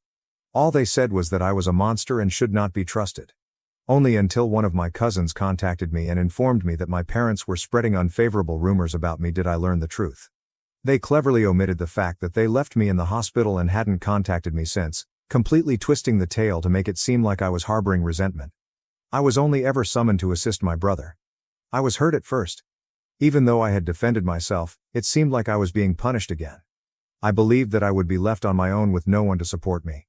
However, an unforeseen event occurred. Several distant relatives began contacting me rather than supporting my parents. It turns out that my parents' treatment of others and constant emphasis on my brother caused them to sour relations with a lot of individuals over the years. I was unaware of the depth of this. I started hearing stories from relatives I hadn't spoken to in years, and to be honest, they were all more startling than the last. My brother once borrowed a substantial amount of money from her husband to invest in a business venture, according to an aunt who informed me about it. Naturally, the plan failed, and my parents severed all ties with my aunt when she attempted to recoup her money. They even propagated the idea that my aunt was avaricious and unsupportive of her family. According to another cousin, my brother blamed a parking lot attendant for my uncle's car crash at a family gathering a few years ago. To keep the family from being embarrassed, my parents supported him and made sure the rumor didn't get out. They accused my uncle of attempting to damage my brother's reputation when he attempted to address them about it. There were several examples like this one, where my parents either covered up my brother's wrongdoing or silenced anyone who dared to speak up. My brother and another family member had a business partnership, but my parents ruined it because they believed the relative wasn't renowned enough to be affiliated with their son, according to one relative. It was both startling and reassuring to hear all of this. I wasn't insane. It's true that my parents have a long history of ignoring others and hiding behind my brother. For a long time, I believed that I was somehow to blame for my parents' treatment of me, that perhaps I wasn't good enough or didn't live up to their standards. It was never about me, though, as I now see. They constantly wanted to keep my brother safe at any costs. They even avoided family members who questioned them or obstructed their path. For those who wonder why my parents were so in need of my assistance, the answer is because I have established a strong life for myself in spite of their lack of encouragement. I've developed excellent relationships and managed my finances wisely in my role as project manager for a reputable IT company. I've saved money and made prudent investments. My parents knew I had the money, which is why they were so frantic. They failed to realize, however, that I didn't want to help just because I could, especially for those who have treated me like an afterthought my whole life. There has been an update on my brother's case. My parents eventually gathered together enough cash from loans and favors to get him out of jail after I refused to bail him out. However, the inquiry was far from finished. My brother made the decision to assist the authorities a few weeks ago. According to what I understand, he provided information about the higher-ups who were complicit in the scam, which aided in the prosecution's progress. He was able to receive a lighter sentence as a result of his cooperation. He will serve a year and then perform community service in lieu of years in prison. To be honest, that doesn't make me feel any better. His cooperation is commendable, but that doesn't change the fact that he initially decided to participate in the plot. Furthermore, I don't think this event will significantly alter my brother. I don't think he will quit having my parents clean up his mess anytime soon. For my part, I've decided to permanently cut off contact with my parents, which I probably should have done a long time ago. They are blocked on all of my platforms.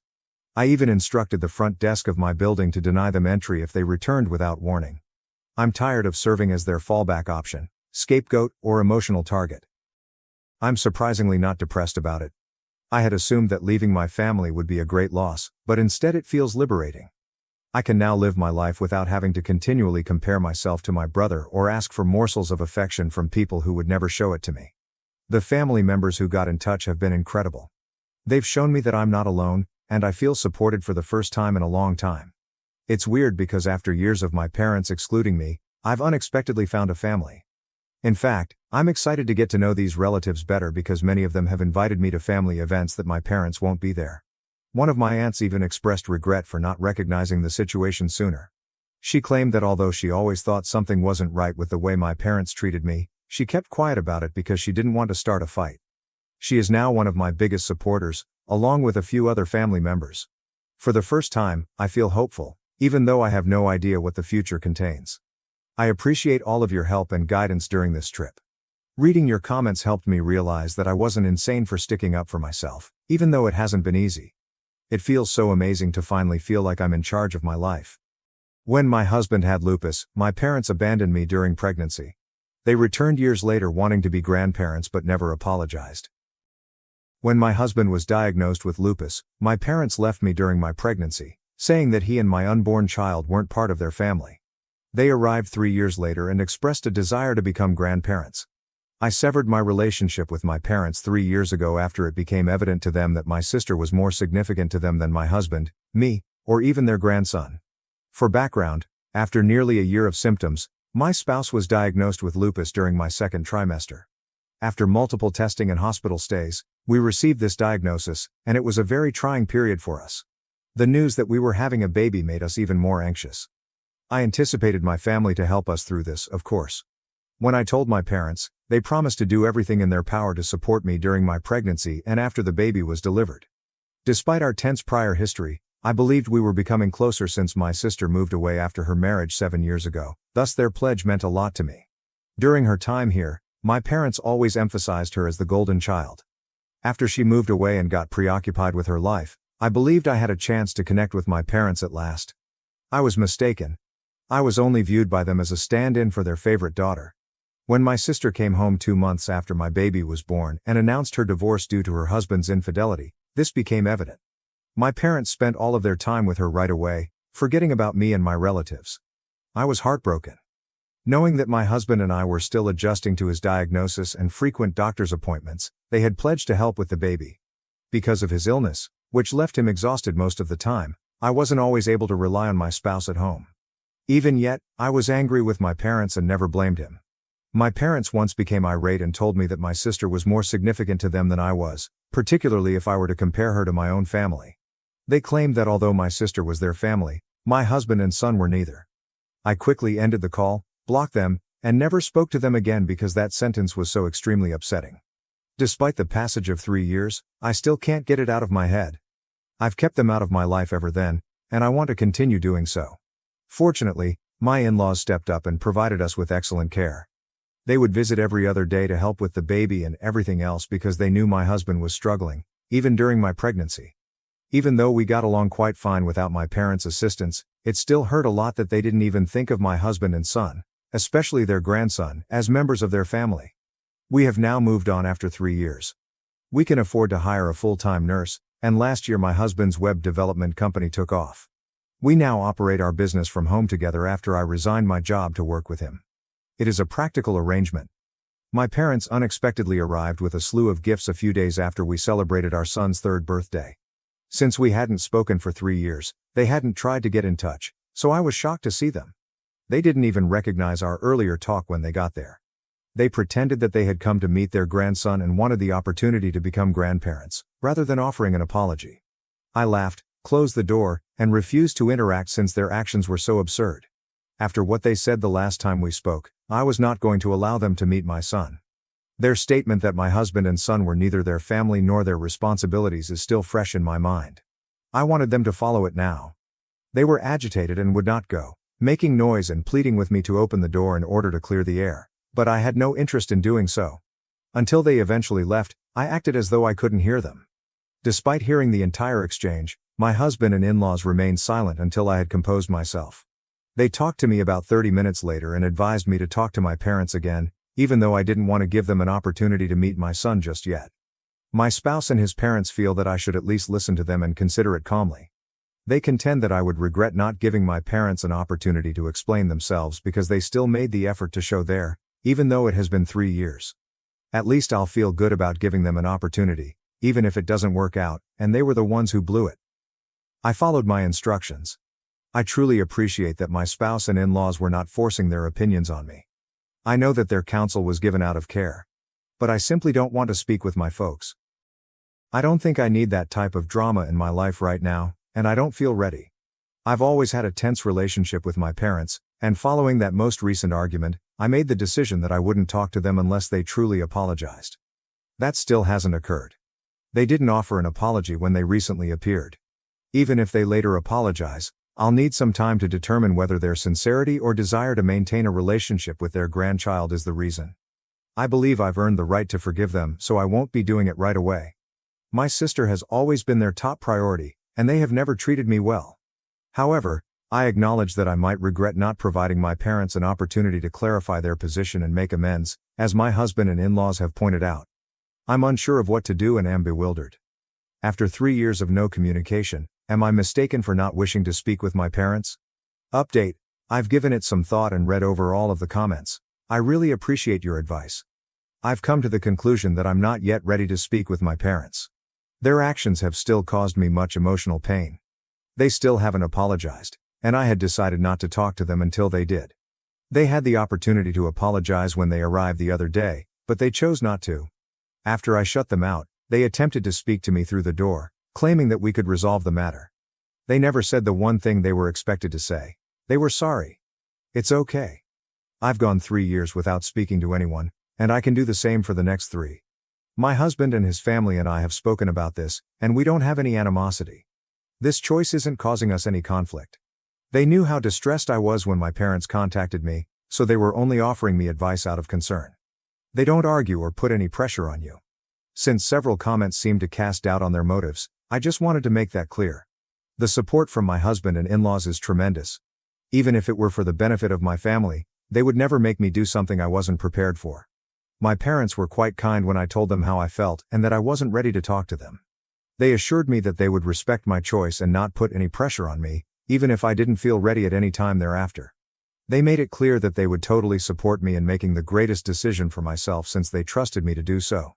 Although I appreciate their understanding, I simply don't feel prepared to speak with my parents at this time. Right now, I don't want that kind of turmoil in my life. My parents haven't tried to get in touch with me since their visit, which was nearly a week ago. I'm not sure why they made the abrupt attempt to get in touch after 3 years, but I have a feeling they might try again. It's okay if they don't. If they do, they must first apologize before I will engage them. Second update. My sister contacted me earlier this week. She messaged me on Instagram to ask if we could have lunch because she was in the area and I hadn't blocked her. Despite our lack of animosity, my sister and I have never been particularly close. Although we had disagreements when we were teenagers, things have been peaceful ever since. I was hesitant to meet her at first, but I accepted her message because it seemed genuine. We haven't communicated much during the last 3 years, usually simply sharing birthday and holiday greetings. In spite of my suspicion that she would eventually bring up our parents, meeting her wasn't as awkward as I had anticipated. We struck up a conversation. She stated that she has been residing close by ever since her divorce was finalized 2 years ago. She acknowledged that she had been too busy to schedule a meeting with me earlier. We both knew that was untrue, we had just not given each other priority. However, I accepted her excuse because it would have been embarrassing to admit that straight. She told me that after spending her first year back with our parents, she moved to a suburban home and now resides with her partner. She also disclosed that, although she hasn't made the announcement yet, she recently got engaged. I really congratulated her and expressed my happiness for her. I was happy to see her moving on with her life because I knew how deeply her ex-husband's infidelity had wounded her. She eventually brought up our parents after meeting up. Things took an unexpected turn at this point. Since she has always gotten along with them and they have always put her first, I expected her to stand up for them. Although it wasn't her fault, she never seemed to bother. Instead, she informed me that she is currently at odds with them. She acknowledged that she wanted to talk to me about a few things and to express her regret for the past. I was surprised since I didn't think she needed to apologize because our parents, not her, were the source of my problems. But she clarified that her recent altercation with them had caused her to consider what she had done. Even though she knew our parents preferred her, she felt bad about how she had treated me in the past and for never challenging them. She regretted not doing more to address the dynamic, which she was aware of. I urged her not to be ridiculous, but she wanted to apologize for never defending me. What could she have done, really? Our parents, not her, were the issue. She acknowledged that she let things proceed the way our parents desired, but she stated she should have stood up for me. Although I truly appreciated her addressing it, I informed her that I didn't blame her and that she didn't need to feel sorry. She then began to explain to me why she and our parents were currently at odds. She got engaged to her boyfriend, which apparently upset them because they thought it was too soon after her divorce. They were concerned about what people might think and felt that it was inappropriate to think of getting married again so soon. But my sister didn't give a damn about such views. She clarified that she had lost interest in her ex-husband even prior to her divorce. Before she found out about his affair, they had been dragging their marriage along for more than a year. Their relationship had ended a long time ago, and she believed that our parents were being self-centered by expecting her to put off moving on because they were afraid of rumors. Since it's common to move on after a broken marriage, I don't think anyone would find this circumstance intriguing enough to engage in gossip. Her timing is perfectly acceptable. She was also arguing with them about having kids, as if that wasn't awful enough. She is an independent woman who does not owe our parents grandchildren, therefore I found it incomprehensible that she was still answerable to them for her own choices. In spite of this, our parents were fighting about her decision to forgo having children. Our mom tried to persuade our dad that at least her plan to remarry meant she would have children soon, while they were discussing whether it was right for her to get engaged so quickly. She even mentioned my sister's biological clock, saying it was time for her to consider starting a family. My sister had to explain, of course, that she had no intention of having children, not now, not ever. She planned to live a completely childless life. Our parents were even more horrified by this discovery. Her decision to stay childless simply served to exacerbate their already irritated feelings about her hasty engagement. They haven't spoken to each other since this argument got out of hand and caused a significant fallout. My sister broke down at the restaurant while she was telling me this. It was obvious that she wasn't managing the issue effectively. I did everything in my power to console her. Since she had dedicated her entire life to avoiding failing our parents, I could see how difficult it must be for her. She actually said that even when she started experiencing problems in her first marriage, she continued to be in the poisonous relationship because our parents didn't believe that divorce was the answer. Clearly, that marriage had not ended well. Before his affair ended the marriage, her ex-husband had been poisonous, and they had fought nearly every day. My sister made the decision to go her own way this time, even if it meant disappointing our parents. Even though she genuinely loved them and didn't want to lose them, she informed me that she couldn't keep living her life according to their wishes, particularly when it came to important choices like marriage and having kids. Our parents had attempted to persuade her that having a kid would resolve all of their marital issues in her prior marriage. She claimed that because her ex-husband was so toxic, having a kid with him would have simply made matters worse, thus she had escaped a bullet. She told me that she had never wanted children in the first place and that she had made a lot of choices just to appease our parents. For instance, rather than following her own interests, she chose to study business in college because it was what they desired. Our parents had controlled every aspect of her life, and now she simply desired to live her life as she saw fit. I felt terrible for her as she broke down and started crying as I tried to console her. After years of stress and hardship, this mature woman was finally crumbling. I came to see how foolish it had been of me to believe that her life was ideal. Our parents put a lot of pressure on her, and she had been fighting to survive all the time. That same pressure has also caused a rift between us along the way. I made the decision to stop it. We had already squandered too much time acting as though we were unrelated to one another. In actuality, we were sisters, and our parents had destroyed our bond. I refused to allow them to continue to rule our lives. I assured my sister that she could now confide in me about anything. After so many years of avoiding me, I was happy that she had decided to speak with me. I informed her that she didn't need to allow our parents to make her feel bad, because she wasn't doing anything wrong. I encouraged her, telling her she didn't need our parents' approval anymore, and gave her a pep talk. Following their wishes hadn't exactly worked out for her in the past, as evidenced by her first marriage, and she was mature enough to make her own decisions. Even while I couldn't promise that her new marriage would work out, I assured her that if it did, at least she would be responsible for it and not have to hold anyone else accountable. I also mentioned that our parents had come to see me recently in an effort to patch things up. They obviously didn't come to truly apologize or mend our relationship. They were attempting to take advantage of their second chance with my family after realizing they wouldn't have grandchildren from my sister. This insight made my blood boil. I won't allow them to treat my son like a placeholder because he is not. My sister looked scared when I told her about our parents' visit. The timing was simply too shady. They arrived at my home attempting to infiltrate my son's life when they abruptly discovered that their favorite daughter would not be bearing them grandchildren anytime soon. My sister concurred that it was suspicious and assured me that I had made the right decision in refusing to let them in or extend forgiveness. Even if I had been thinking about forgiving them if they apologized after this, I'm not doing it anymore. I'm glad I chose to have lunch with my sister that day to work things out. Despite my initial skepticism, I'm actually happy I accepted the lunch at all. I discovered many things I should have known, but most all, I came to the conclusion that my sister's life was not as idyllic as I had always thought. For me, this changed everything. My in-laws are aware of what I said to my sister, and I have discussed everything with my husband. Since it's obvious that my parents weren't here with the best of intentions, they are adamantly opposed to me making amends with them now. Their hidden agendas were repulsive. My sister and I have stayed in contact ever since. Despite her initial wish for reconciliation, she has made the decision to completely cut off contact with our parents. She acknowledged they didn't deserve it after talking to me. They not only mistreated me, but they also put a lot of pressure on her for years.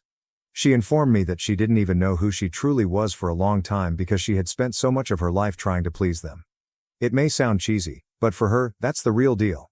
She's had enough now though, and I'm happy that she's standing up for herself. We both need our parents to keep their distance and let us live our lives as we see fit. They've caused enough harm. Third update.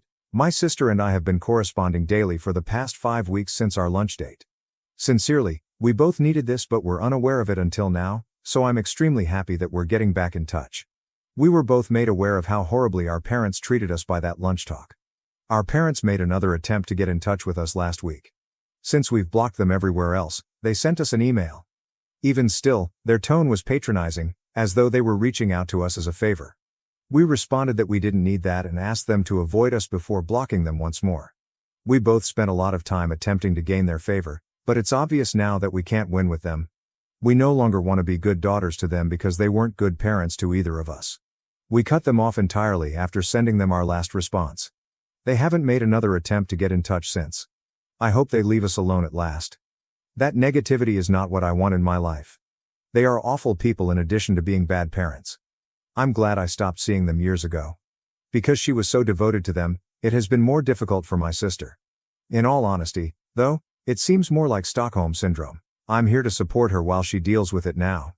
We've become much closer, and I'm even helping to organize her wedding. It says a lot. All I can hope for is that everything goes smoothly and that our parents stay out of it. Fourth update. Last week my sister got married. I had a great time serving as a bridesmaid. They kept it quiet and small. I don't see why my parents couldn't get along with her husband. He seems like a wonderful man. My sister seemed to be truly content in this relationship, therefore it's their loss. They were obviously very happy at the wedding. It's really pitiful that our parents were unable to approve of this because they were worried about what unimportant people would think. My sister and I are clearly getting along well these days. We're actually quite close friends, I'd say. Our parents haven't contacted us in a while.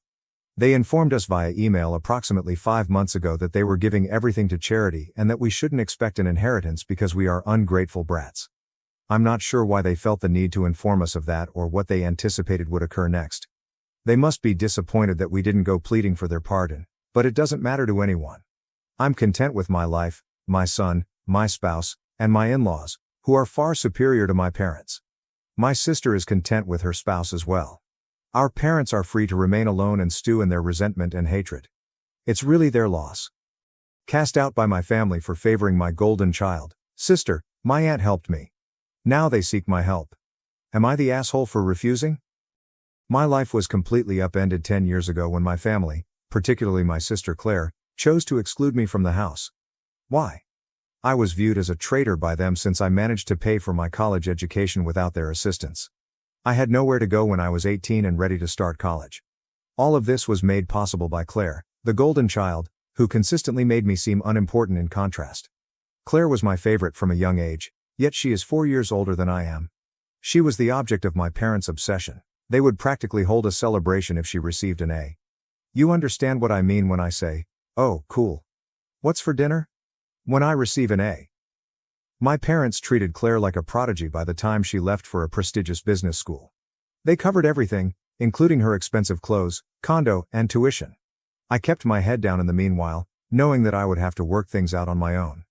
Upon being admitted to a prominent UK college to study history, I had the hope that I may receive some assistance. However, no. I was told directly by my parents that they were unable to pay for my education. Although I recognized the high cost of college, their refusal to even co-sign a loan really infuriated me. I only asked them to help me escape a lifetime of debt, not to cover everything.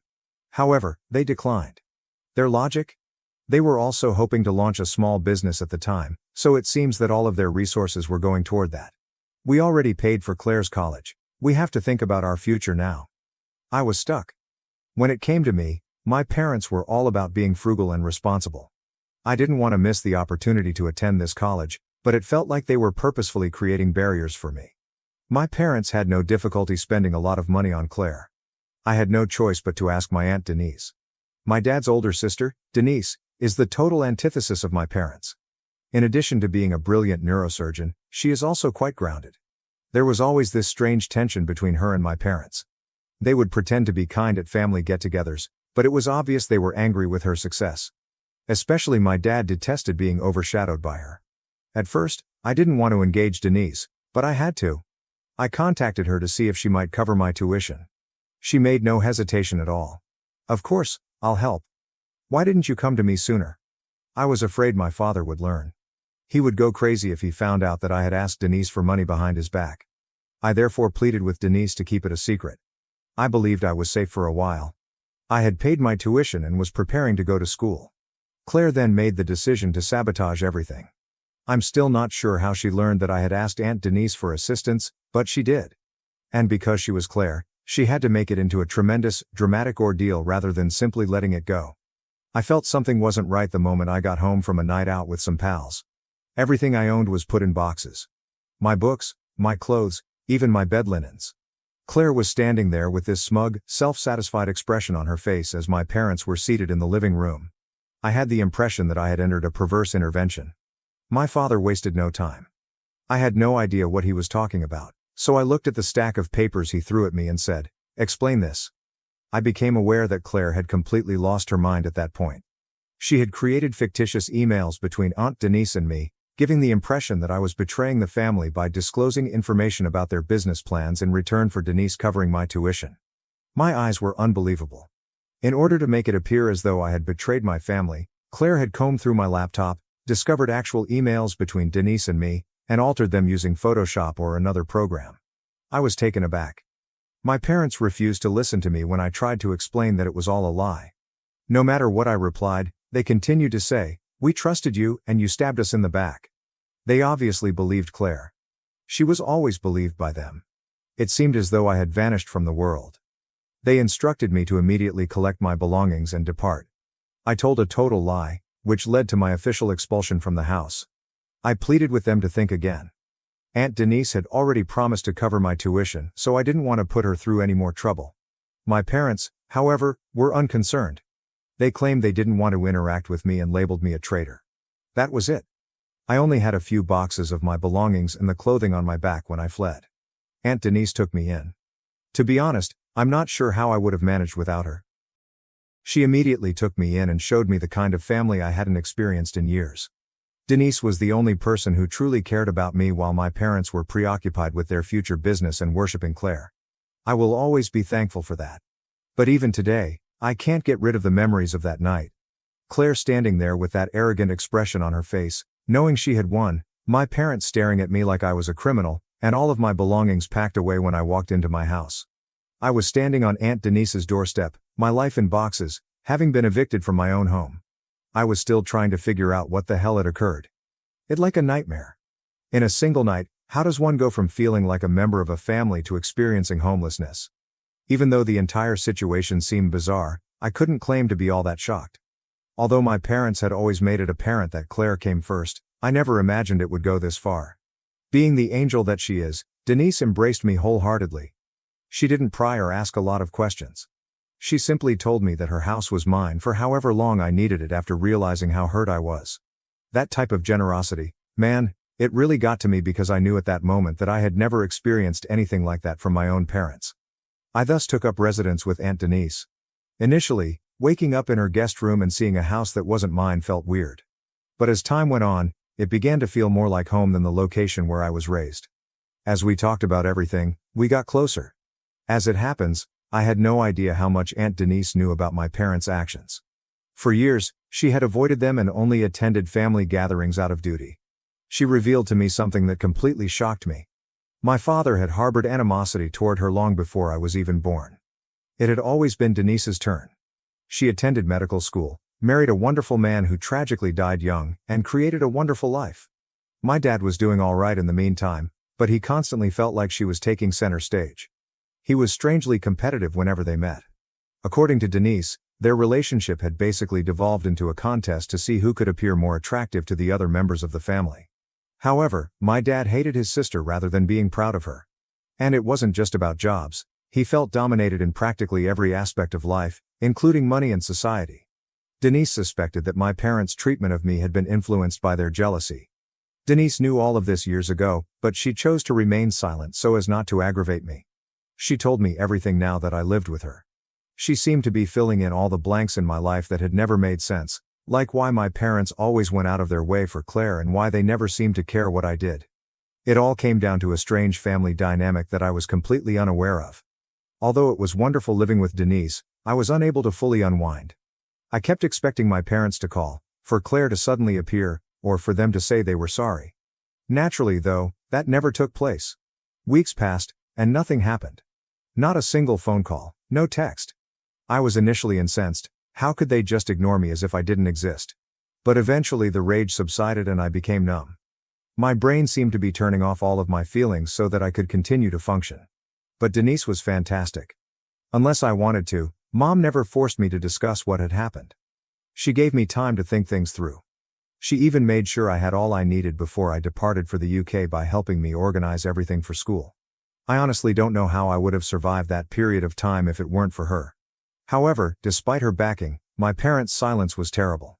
You would think they would at least check in on your child after evicting them. However, no. A part of me still had expectations, even though I suppose I shouldn't have. Claire texted me about a month after the entire incident. It was just as annoying as she was, which is why I can still clearly recall it. The only thing it said was, "Hope you're doing okay. By the way, don't leave your laptop lying around." That was it. She reminded me that she was the reason I was expelled, but she made no attempt to apologize or acknowledge what she had done. As I gazed at the television, my blood began to boil.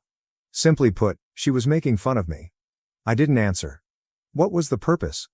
There was nothing that made Claire feel bad. She thought that she had won some strange family game. I considered responding with a sarcastic text, but I realized it wouldn't change anything. She would simply relish the attention. After blocking her number, I made an effort to move on. It wasn't simple. A part of me was still hoping for a message from my parents every time I checked my phone. It could have been a passive-aggressive email from my dad acting as though nothing had occurred, or it could have been a message from my mom apologizing for everything. However, there was radio silence. Denise and I developed a strong routine in the months that followed. She evolved into more than simply my aunt. She became my companion, confidant, and essentially my sole remaining relative. I began to see how dysfunctional my parents truly were. They had devoted so much of their time to making Claire into the ideal daughter that they had neglected everything else. And it would be too late for them to correct it when Claire made a mistake, which she would eventually do. As I was preparing to leave for school, I received a second message, this one from my father. The message was brief and straightforward. Good luck in the UK. That was it. No explanation, no apology, nothing. It was like being slapped across the face. All he had to say after everything was, good luck. I didn't even know how to react, so I didn't. I tried not to worry about it and simply erased the message. Denise took me to the airport the day I departed for the UK. She gave me a firm hug and expressed her pride in me, saying she knew I would succeed. Those words, spoken to me by a member of my family for the first time in my life, struck me more strongly than I had anticipated. I felt as though I was leaving behind more than just my house when I boarded that plane. I was leaving behind the aspect of myself that had always aimed for my parents' favor.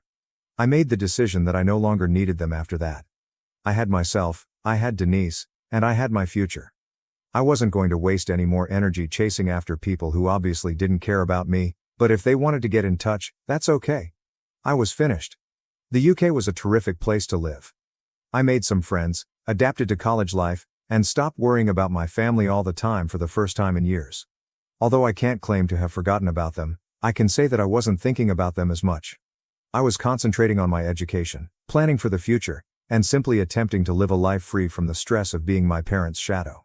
Naturally, though, something had to happen and ruin everything just as everything was going well.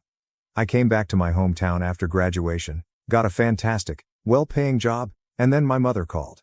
Yes, my mother.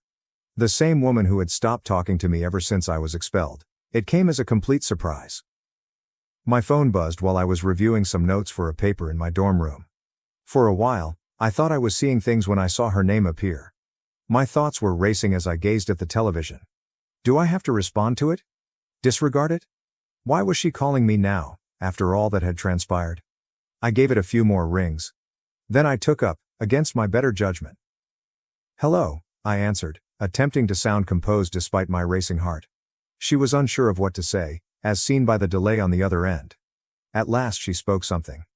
Hey. It's your mom. Who else would it be, really? However, I didn't say that.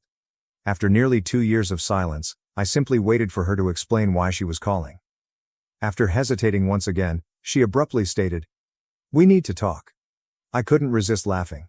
She wanted to talk now? After all? It was really normal for her. However, despite my annoyance, I had a natural curiosity. Why was she contacting me after all this time, and what could possibly be so important? How about, I asked in the most neutral tone I could. She stammered as though she was trying to find the perfect way to say it. Your father and I, we want to see you? I could clearly see the direction of this. They didn't want to see me because they felt awful for throwing me out or because they missed me. They were in need of something and I was very certain of what it was. Why? I asked directly. Her delayed response just strengthened my suspicions. Her voice was quieter when she did talk, as if she was attempting to appear worried and maternal. I've been going through a difficult period with your dad. The pandemic has made things difficult. The true cause for the call was there. It was precisely what I had anticipated, financial difficulties. I knew their business wasn't doing well, but I hadn't heard much about it since I left. Denise had stated in passing that their shop wasn't doing as well as they had hoped, and it made sense that they were having trouble given the pandemic. But after everything they had done to me, I wasn't going to step in and save them. All right. And, I spoke in a flat tone, I had no intention of making things simple for her.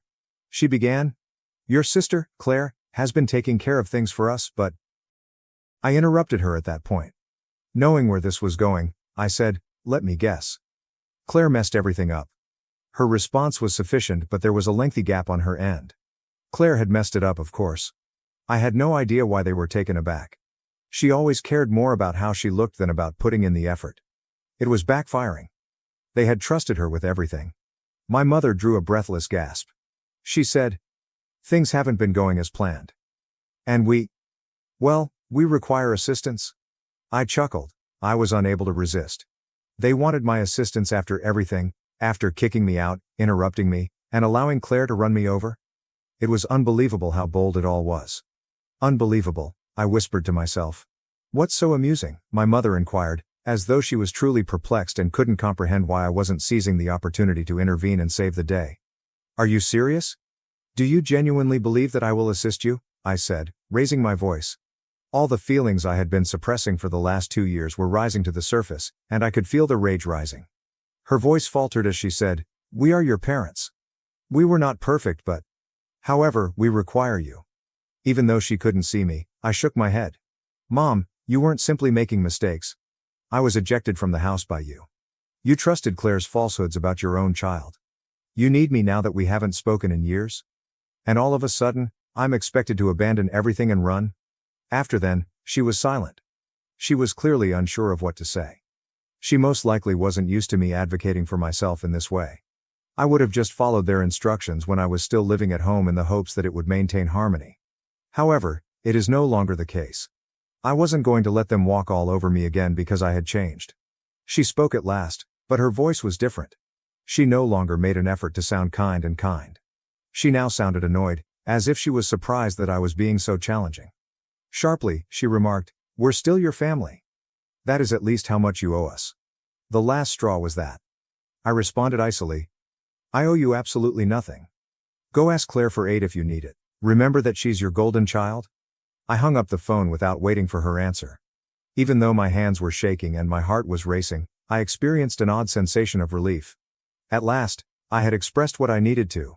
I wasn't going to help them sort out their mess. They could do it alone. I informed Aunt Denise about the situation over the phone that evening. She wasn't shocked in the least. She remarked, "They have been depending on Claire for years. It was only a question of time until everything caught up with them." After a lengthy conversation, I was even more convinced that I had made the proper choice. My parents were now suffering because they had favored Claire above me. Even though that seemed harsh, I wasn't responsible for correcting their errors. I felt free for the first time in a long time. I didn't require their acceptance or approval. I wasn't going to allow them to drag me back into their toxic mess now that I had my own life. I had survived their betrayal, therefore I had done my part. It was their time to face the repercussions now. First update. After that phone conversation with my mother, I believed that the family drama was over. To be honest, I was pleased with the way things turned out. At last, I had defended myself and stated unequivocally that I would not serve as their safety net. I assumed they would simply give up and resume relying on Claire. However, I didn't account for my sister's capacity to stir things up. Claire wasn't going to let me get away with it, of course. Something strange happened around 2 weeks after my mom and I spoke on the phone. A knock on the door interrupted my otherwise uneventful Saturday afternoon while I was tidying up around my house. I don't get many visits anymore. I was a little perplexed because I live alone and most of my friends know to text before they visit. When I peered through the peephole, guess who was there? Yes, Claire. I briefly believed that I might be seeing things. Why had she come here? With the exception of that one dumb text concerning my laptop, she hadn't spoken to me in years, so why was she now showing up at my door as if nothing had happened? Although my first instinct was to ignore her, I knew Claire well enough to know that she would stay until she achieved her goals. Before I could say anything, she grinned as if we were best friends as I opened the door. "Hey," she exclaimed, sounding vivacious and phony. "A long time has passed." I was totally unprepared and just stared at her for a moment. "Yes, it has. Claire, what are you doing here?" She had this incredibly charming look on her face as if she believed she could win me back with charm. She tilted her head slightly and continued, "I wanted to talk." "May I enter?" I remained in the doorway with my arms crossed. "How about?" I asked, trying to sound as impartial as I could. For a moment, her smile wavered, but she immediately got it back. She tried to seem nonchalant as she said, "Come on. Maybe we should just speak inside?" It's crucial. I ought to have declined. I ought to have told her to go at that very moment. However, my curiosity overcame me. I didn't bother making her feel welcome, but I moved aside to let her in. I didn't ask if she wanted something to drink, and I didn't offer her a seat. After everything she had done, she was fortunate that I was still allowing her to enter my space. As she entered, she seemed to be taking in the space. She seemed to be trying to strike up a conversation when she said, "Nice apartment." I didn't answer. I wasn't here to make friends. "All right, Claire," I responded, cutting right to the chase. "What are you looking for?" She let out a loud sigh as if she was already worn out from the game she was playing. She folded her arms and replied, "Mom told me about your conversation. You know, she's pretty upset." I arched an eyebrow. "Angry?" "Claire, she threw me out of the house." "What is it that she must be upset about?" As if I were the one acting irrationally, Claire rolled her eyes. "Look, I'm not here to go over anything again. Both of us are aware that you have always been challenging." The casualness with which she said that nearly made me chuckle. "Hard," I said it again. "Are you for real now? To get me expelled from the residence, you made up emails. Is that challenging?" She dismissively waved her hand. "That's from long ago. I came here in order to put things right." Uncertain if I had heard her correctly, I blinked. "Would you like to put things right?" I asked, my words brimming with doubt. She nodded as if this were the most logical thing ever. "Yeah," she answered. "I think it's time to move past the family issues, even though I realized they got complicated and I may have overreacted at the time. What I was hearing was unbelievable. Do you believe that you overreacted? I spoke, straining to maintain a steady tone. You ruined my relationship with our parents, Claire. You misled them and said lies about me, and now you're just standing here acting as if it doesn't even matter. I noticed that she was growing irritated as her smile dimmed a bit. Remember, I didn't come here to dispute. I came to ask for your assistance. Finally, I realized why she was actually at my apartment. Claire wasn't here to apologize or make amends, of course. I had to give her something. My jaw tightened as I gazed at her, anticipating her next move. Finally letting go of the artificial sweetness, she stated, I've been trying to keep the business going. However, it has been somewhat difficult. We were severely affected by the pandemic, and even though I'm doing everything I can, it's not enough. We are in danger of losing everything, even though Mom and Dad don't want to acknowledge it. With no pity in my heart, I crossed my arms. I'm going to assume that you want me to help you out. Claire made an uncomfortable move. With defensiveness, she stated, I'm not asking for a handout. I simply believe that we might be able to work something out together. I take it you're doing well for yourself? I assumed you would like to assist the family. She was unbelievable to me. She was attempting to use remorse to persuade me to save the family business, which she had destroyed. You figured incorrectly, I replied bluntly. Claire blinked, obviously unprepared for that reaction. What do you mean? Wait, I said firmly. I mean, I'm not helping you. Not after all of what you have done. Claire, you destroyed my life. Now that you're in difficulty, you expect me to forget that I turned my own parents against me and come to your aid? She looked at me in disbelief. Claire was at a loss for words for the first time in her life. But, we're family. She murmured haltingly, her confidence fading a bit. I gave a headshake. We stopped being family the day you made it your mission to destroy me. Claire's expression turned pale. I could tell she was having trouble processing the fact that she wasn't used to hearing no. She stood up after a long awkward quiet. Fine, she answered icily. If that's how you want it. Saying, that's how it's going to be. I refused to listen. You made your choices, Claire. Now you have to deal with the consequences. She slammed the door behind her and ran out of the apartment without saying another word. I let the strain out of me for a minute as I stood there. I felt guilty, as if I had been too severe. However, that remorse quickly vanished as I realized everything she had done to me. I felt like I was in charge of my life for the first time in years. Claire's shadow no longer surrounded me. I wasn't the scapegoat or the second best option. At last, I was free of it all. Second update. After Claire stormed out of my apartment, I assumed that everything would die down and that she would finally realize that I was done with her and the whole family drama. Naturally, though, I didn't realize how obstinate she might be. The subsequent wave didn't even arrive a week later. Claire wasn't the one who knocked on my door this time. Both of my parents were involved. Funny how these things usually seem to happen on my days off, and it was a Saturday once more. The knock came as I was browsing through my phone while seated on the couch. And it wasn't soft. The knock was one of those loud, persistent ones that indicates the person on the other end isn't going anywhere anytime soon. I stood up, immediately suspecting who it might be. My mother and father were standing together like a united front when I opened the door. My dad appeared uneasy, as if he didn't want to be there. However, my mother? She was determined to clean up whatever mess had been caused, even if it took using force to get through it, according to the expression in her eye. I leaned against the doorframe and sighed. What do you want? I suppose my mother was trying to maintain a nice demeanor when she smiled at me.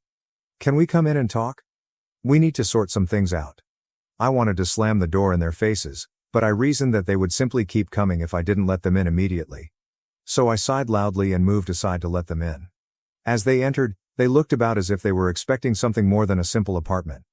My mom immediately headed for the couch, sitting down and stroking the seat next to her as if I were a small child she was attempting to comfort, while my dad remained silent. I crossed my arms and replied bluntly, I'll stand. All right, she responded, her smile taut. Look, we know things have been difficult between us. I said again, raising an eyebrow. Difficult? That's what you're calling it? When my dad did speak, it was in a rough, low voice. We didn't come here to argue. Without even trying to disguise my annoyance, I questioned. Then what did you come here for? Because I'm pretty sure we've already been over everything. Claire tried, you tried, and I made myself clear, I'm not helping. My mother's smile faltered a bit. She most likely wasn't used to me responding in this manner. She leaned forward a little and continued. That's not why we're here. We're here because we want to apologize. It nearly made me chuckle. Apologize? For what, exactly? Kicking me out? Believing Claire's lies? Or was it that you didn't even bother checking in on me for 2 years? My dad shifted uneasily, as if he would rather be somewhere else than here, and my mom's face hardened. They obviously didn't anticipate me shoving it back in their faces in that manner. My mother added, we know we made mistakes, in a softer tone. But we're family, and family has to stick together. I could sense that I was getting impatient. It was just the same thing again. They would whip out the family card as if it were meant to wipe out all the bad things that had transpired. This time, though, I wasn't going to fall for it. I stated rather plainly, you guys are only here because you need something from me. If things hadn't gone south with the business, I wouldn't even be hearing from you. Let's not pretend this is about family. There was silence for a while. When my dad did finally speak, it was in a rougher but more honest voice than I had heard him in years. You're right. I was surprised by that. I stared at him and blinked. What? You're right, he said again, letting out a deep sigh. We screwed up. We believed Claire. We pushed you out, and we didn't even think twice about it. And now? Well, now things are falling apart, and we're desperate. I was at a loss for words. I didn't think he would be clean about it. In contrast, my mother appeared to be attempting to maintain her composure. She obviously hadn't anticipated that he would simply put everything out that way. I added, I appreciate the honesty, following a lengthy silence. But that doesn't change anything. Then, with a sharper voice, my mother interrupted. It doesn't change the fact that we need you, and you owe us, after everything we've done for you. Once more, that feeling of entitlement was present. They genuinely thought that simply because they were my parents, I owed them something, as if the years of disregard and partiality had no bearing, and that I should help them out now that they were having problems. I don't owe you anything, I stated icily. Not after the way you treated me. You made your choice when you believed Claire over me, when you threw me out and didn't even check if I was okay. Now you want me to save you? That's not how this works. My father remained silent. He just sat there looking shamefully at the floor. However, my mother? She had not finished yet. She raised her voice and shouted. We're your parents. We raised you, we took care of you, and now you're just going to abandon us? I nearly felt terrible for her now, so I shook my head. You didn't take care of me. Aunt Denise did. You chose Claire, and now you're stuck with her. That's on you. My mom looked like she was going to blow up, but my dad stopped her before she could say anything by placing a hand on her arm. For the first time since they entered, he looked me in the eye as he got to his feet. He answered, we understand, in a steady but dejected tone. We're not going to push you anymore, we just needed to try. I nearly felt sorry for him for a moment. That sympathy vanished though, when I realized all they had done to me. I said, I hope you figure it out, and moved to open the door for them. But I'm not going to be part of it. My father gave a nod, as if he had anticipated it, but my mother gave me one final glance, part indignant, half begging. However, she got up and followed him out when she realized I wasn't going anywhere. I shut the door after them and stood there for a while, allowing the silence to descend. I had succeeded? For the first time, I felt truly free since I had finally confronted them. I was held in a Texas mental hospital for saying I didn't want to be pregnant. What should I do? A couple notes up front, I am a first-time mom, and this was a planned and wanted pregnancy. I am still trying to process the last 72 hours, which has caused me significant trauma and distress. I am writing this out publicly to warn other mothers. This happened in Texas. I am currently 9+1. I have been in the ER a couple times for severe 24/7 nausea, which is triggering significant panic attacks. The nausea is the worst at night and has been keeping me from sleeping, which makes my anxiety worse, plus I'm unable to keep down food and liquids. It's been seriously horrible. My first 2 ER doctors, women, were at separate ER locations and both gave me hydration. One gave me Zofran plus sugar, but then I had issues with the Zofran backing me up. I had another bad night of puking and panic attacks, and I called my mom in the morning crying because I was so miserable. She said she would go to a different ER with me, one that was a full hospital that had OBs on staff. When I got there, I explained the situation to a male ER doctor who spoke with me for less than 5 minutes. I told him my issues with waking up with nausea, then panic attacks, then sleeping. I told him that the panic attacks and combined with everything scared me and made me not want to be pregnant anymore, but I made it clear to him I just wanted relief and had no plan on hurting myself or anyone else. He refused to give me any medication, not even an IV bag to help with fluids. He sent a social worker to talk to me about the panic attacks and said she could find a facility that would take me who could help with medication plus sleep, etc. I said okay because I was so desperate at that point and had been in the ER for hours with no help whatsoever. He never even called OB. I haven't seen mine yet at all. I haven't even had an ultrasound. I get sent to the new clinic and by the time I get through processing it's 3 a.m. and I'm crying because I'm having high anxiety and I haven't slept. They never gave me my nighttime medications or anything. I finally went to bed around 4 a.m., and then they woke me back up at 6 a.m. to do my vitals and said I needed to go itemize my belongings. Once I woke up the nausea hit me immediately and I asked for Zofran, which they refused because I had to see the internal medicine doctor first. I didn't get Zofran until 10:30 a.m., at which point I had missed breakfast and was non-stop puking. But the doctor would only allow one 4 milligram pill every 12 hours. I was so sick.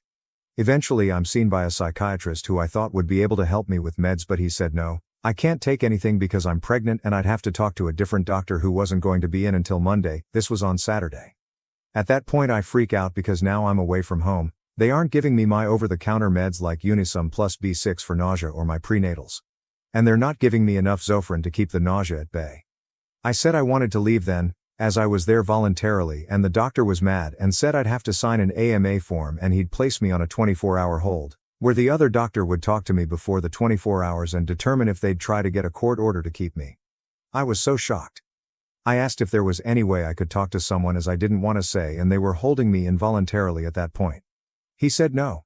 I'm a panicky sick mess after this and go through all the paperwork they gave me, which included the patient bill of rights, which stated patients had the right to be discharged within 4 hours of request unless the doctor believed I was a danger to myself or others or that I was mentally unable to make medical decisions for myself. I requested a written justification from the doctor outlining which of those reasons he was using to justify the 24-hour hold, and he refused. He just kept saying I wasn't allowed to leave until I spoke with the other doctor who wasn't going to be in till the next day.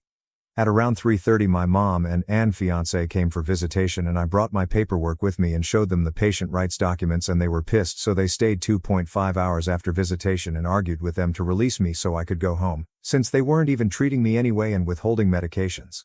The doctor refused to talk to my family even though I specifically included them on my medical release forms.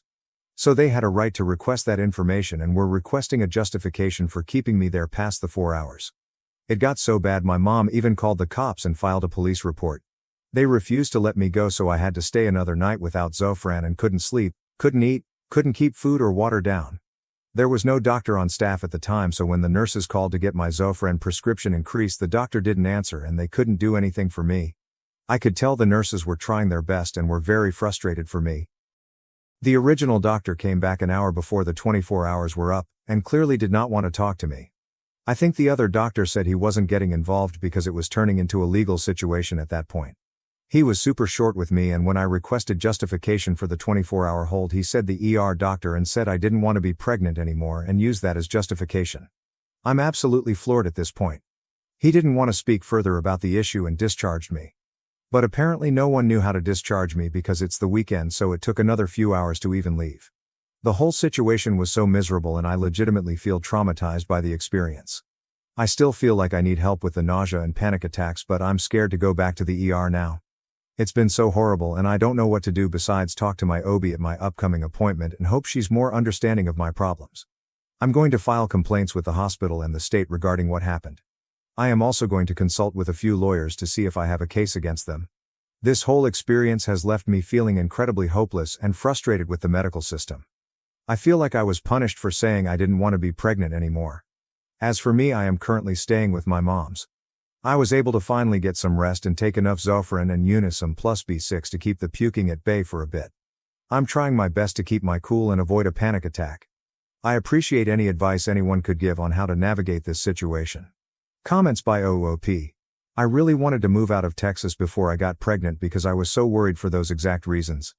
Doctors are too afraid to treat pregnant women here, and it's safer for them to do nothing, even if it's more detrimental to the mother and baby, than prescribe something and be held legally liable if something were to happen.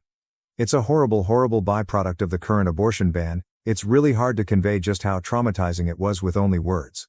I was taken away from my supportive fiancé and family to be basically held prisoner and denied medication while I couldn't stop vomiting. I was around strangers, had paper-thin scrubs, and a small blanket. The vomiting caused my throat to burn and I pulled a muscle in my neck so it was hard to even move my head. I just cannot overstate how much worse this situation has become and the amount of physical and emotional damage it's caused. I genuinely felt so bad for the other patients there who clearly needed help. The doctor was so obviously uninterested and uncaring. It's hard for me to see how anyone there is getting the appropriate care level they need or how being there would make anyone less suicidal. It seems like the hospital is there to fill beds and extract as much money out of insurance as possible while running a skeleton crew of workers who provide the minimum legal requirement of care. I will say the nurses there were great, but the facility and doctors themselves were an actual nightmare. Thank you. My mom is actually a retired police officer and works in records at a neighboring police department here, and she told them the same thing. They became very clammy and I think realized the situation was turning into a legal one and stopped really communicating with me or my family beyond what was absolutely required. I do agree with you fully. I am going to see what my OB does and says at my appointment tomorrow, then go from there. I am scared and nervous. It's hard at the moment because I also feel too weak to even advocate for myself properly. I'm too exhausted to fight at the moment, so I am hoping my support system will help me get through this and be tough for me. I will eventually come forward with my story. I really want to speak with a lawyer first and make sure all my ducks are in a row. I am also a semi-notable person in a niche field and am not public with my pregnancy and take my privacy very seriously. One of the nurses at the hospital even recognized me, which was also horrible in its own way. I'm sorry you also had to experience that. At one point I was laying on the bathroom floor wondering if I was going to die there. I was worried they were going to take me to court and force me to stay there longer without treatment and without my family. I'm not sure how I will eventually recover from this, but I know I have no other option than forward and things will eventually get better. If my fiancé and I have to empty our life savings to get me to another state for appropriate care, then we will do everything we can. That's the thing. If they had been providing me with medications and monitoring me, I would actually understand and probably wouldn't have left. But they weren't providing me with any treatment. I was having active panic attacks and I didn't even get a, hey, try these breathing exercises. They were just holding me hostage and denying me care. That's not true. There are plenty of medications that treat anxiety that are safe during pregnancy. Having constant panic attacks and not being able to keep down food or water is not safe for pregnancy or the baby either. You have to weigh the risks of each decision you make. I also suffer from ulcerative colitis, which is triggered by stress. I am off my UC medication because it's not safe during pregnancy. I almost lost my colon during my last flare, which lasted a year and a half, and I was on steroids for 7 months to help control the inflammation, which would absolutely not be safe for pregnancy. These conditions can quickly become life-threatening. I didn't request an ultrasound, I simply stated that I hadn't even had one yet. The reason I wanted to work with someone in OB was because it was clear the ER doctors were uncomfortable treating me because I was pregnant, and I thought an OB would be more knowledgeable in which medications are safest for pregnancy. Another reason I mentioned the ultrasound was because the reason for denying any medication was pregnancy. However, I wasn't even sure if the pregnancy was progressing correctly. It's my first pregnancy and my mother has a history or missed miscarriages where the baby stops developing but her body didn't start the physical process of expelling everything. Hopefully that adds more context. I am not familiar with the medical system and this is my first pregnancy. So I don't think it's unreasonable for me to think that maybe someone with more experience treating pregnant patients, in a state with very tight restrictions, would be a better fit for me at that moment. I personally think this is wildly unbelievable, but it happened to me. I have no prior history for psychiatric hospitalization. I take Buspro and Zoloft. I developed a panic disorder after being on prednisone for 7 months due to my ulcerative colitis, which was well managed before pregnancy. The constant vomiting triggers my anxiety, leading the panic attacks. To be clear, I was not involuntarily held. I went voluntarily because the social worker said they'd be able to help me with medication and sleep. The psych facility knew they had no reason to keep me, therefore could not obtain a court order. If they believed I was actually a danger to myself or others, then they would have gone this route, but they didn't. My nurse there said he believed I did not belong there. He even told my family that and fought to get me released. I understand you're making a judgment based on your experience and knowledge, but I hope you could put yourself in my shoes, as someone with very limited knowledge of the medical system and going through my first pregnancy. Our thought processes and reasoning are probably going to be vastly different. I did what I thought was the best thing to do in my situation, and it turned into a nightmare. I'm sorry if my story isn't believable to you. But I'm still going to do what I can to make sure this type of thing doesn't happen again in the future. And to be clear, the reason I went to different ERs was because the first one was a standalone private ER like a CarePoint or something, and the ER doctor recommended going to one with an OB attached next time. So the next time I went to a Baylor ER hospital, which I mistakenly thought was a full hospital, but it was some type of hybrid situation. I am not originally from Texas, so I'm not familiar with the hospitals around here. The next one I went to was an ER at a full hospital. To add more context, they had asked me if I had a history of panic attacks, and I explained that I did. I had developed a panic disorder after being on prednisone for 7 months, due to my ulcerative colitis. They asked what I would do in those situations to avoid triggers, etc. Before, my panic attacks were focused mainly on social situations or being too far from a bathroom, etc. So to avoid triggers, I'd do things like change my diet, or avoid situations where there was no bathroom. But now my trigger was the pregnancy symptoms, which I can't avoid because I can't not be pregnant anymore. I said the panic attacks and nausea made me not want to be pregnant, which I believe was misconstrued. But I think there's some pretty crazy implications of saying any pregnant woman who says they don't want to be pregnant anymore can be held involuntarily at a psychiatric hospital. Honestly, I would have been more than happy to stay there, but because I wasn't really being given any further treatment, I just wanted to go home to my family and support system. If I was going to be vomiting, I'd prefer to do it in my own toilet. I was also worried about missing my OB appointment if they decided to hold me longer. The original ER doctor did not have enough to send me there involuntarily, and the psych at the facility openly admitted he believed the ER doctor misled me and was the one to tell me to fill out the AMA, but placed me on a 24-hour hold because it was their policy, which I had pointed out contradicted Texas state law for patients who were there voluntarily. This facility has been open for only 10 months or so, and one nurse said it's very rare that someone would come there voluntarily but then request to leave so quickly, but I think a lot of those voluntary patients have been through that system before, so know what to expect, versus I had no clue. When I pointed out the 4-hour release requirement in the documents they gave me, they didn't even know that it was in there. They said all patients get a 24-hour hold and they've never released someone within 4 hours. I meet with my OB tomorrow, so hopefully I'll get some better support there. Thanks for listening. It's so scary. One girl at the facility I spoke to had been there 3 times for suicidal thoughts. She said she believed the facility wasn't supportive for patients who have disabilities or are pregnant. She said one time her roommate had dementia and was clearly not taking care of her hygiene or self at all, and the girl tried to advocate for the woman, but the woman received no help.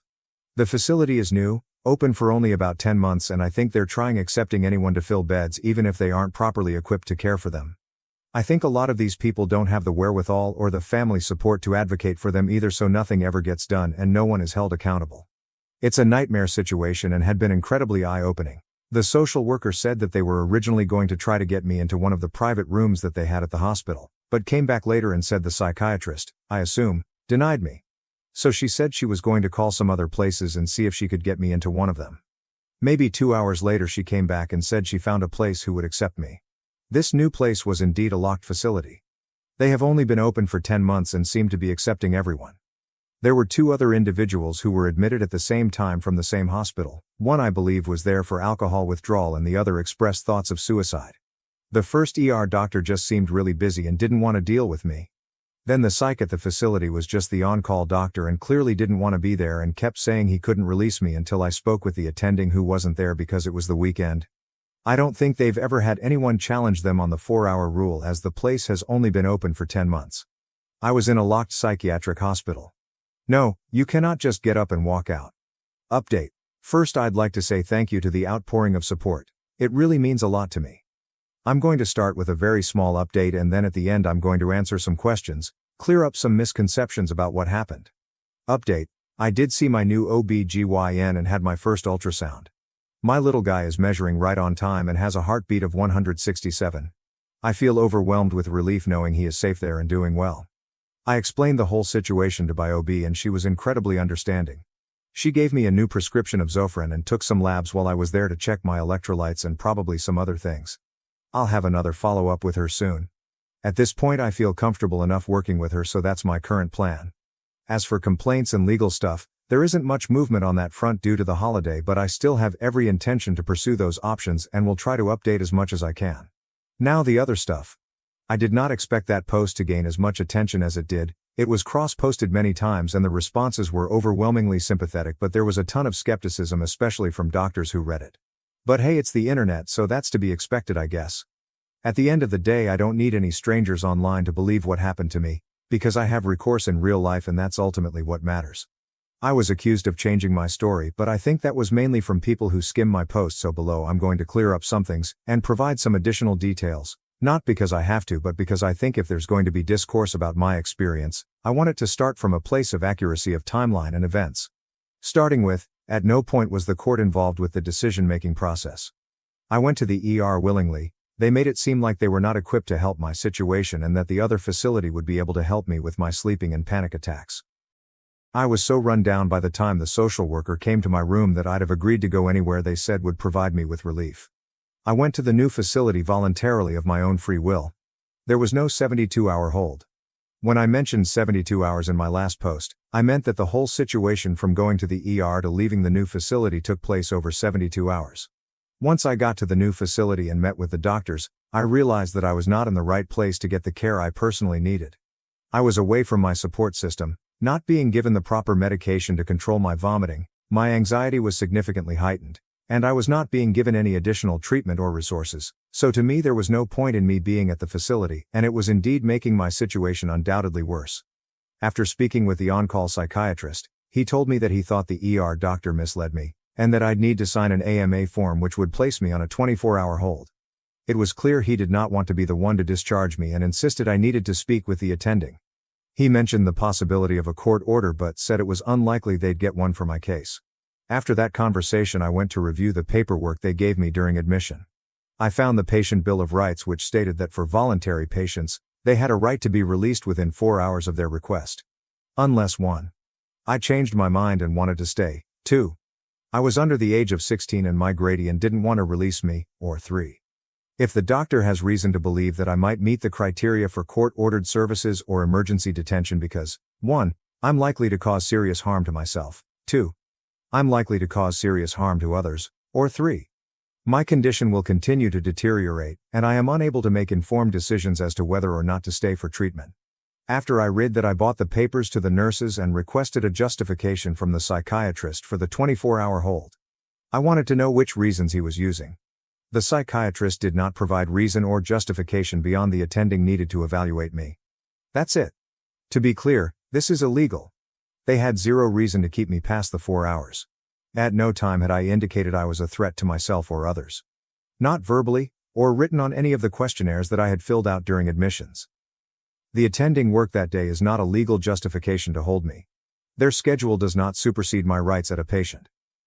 Now after the 24 hours was up, the original on-call doctor came back to discharge me. He was clearly agitated that the attending refused to come in to do the discharge, so I never at any point spoke with the attending who was originally assigned to me. The on-call doctor did not seek a court order to detain me. The conversation lasted about 10 minutes or less.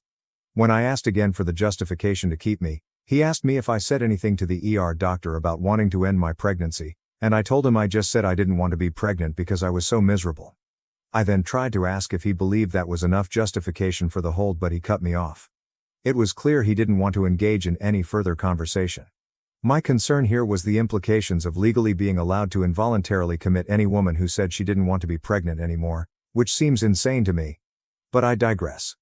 To answer questions about the facility, why didn't I just leave? Because this was a locked facility. I couldn't just get up and walk out of the door. How were they able to take me so fast? This facility has been open only for 10 months. They had beds and empty rooms available when I was there. Questions about my ER visits. I had 3 separate visits which took place over 4 weeks. The first ER I went to was a standalone clinic not associated with a larger hospital. The doctor there said next time to go to an ER attached to a hospital with L&D. So the next time I went to an ER, I went to an ER hospital that I mistakenly thought was a full hospital, but it was a hybrid and they did not have L&D. The third ER was attached to a full hospital. I was not doctor shopping, I'm just not familiar with the hospital systems here. Regarding my comments about ultrasounds and OBs. I never requested an ultrasound during any of my visits to the ER. I mentioned the ultrasound in the original post just to state I hadn't had one yet and hadn't been evaluated by an OB yet. My mother has a history of missed miscarriages, so in my head I thought it could be a possibility, and if I was being denied medication for being pregnant, I was just hoping I did have a viable pregnancy. But again, I didn't request an ultrasound. Concerns regarding DIY abortion. I am not and have never considered a DIY abortion. I am lucky enough to have all the resources I would need to fly anywhere in the world to get appropriate medical care if I had decided to go that route. Both my fiancé and I work high-paying remote tech jobs, and in the worst case we could move out of state tomorrow if I absolutely needed to. Obviously this isn't an ideal route, but it is an option that is still on the table, even if it's just to get care in a better medical system outside the state of Texas. Medications I'm currently taking. 10 mg buspirone twice a day, 50 mg Zoloft. Zofran, Unisum plus B6, prenatals, no benzos. So to cut through all the BS, whether you agree or not with the doctor's course of actions, I hope most people can see that the facility was not the right place for me to be. They were not well equipped to handle my pregnancy symptoms, they were clearly understaffed, and they were not providing me with any additional treatment that I wasn't getting at home. There was no reason for me to be there. It made things in my case significantly worse, and I hope maybe if anything people can just learn from my experience. Again, I'd like to thank everyone for their support and for the DMs I received. I'm also so sorry for all the other similar stories I've read. It seems like there's a bigger issue happening here, and I hope others can eventually find peace too.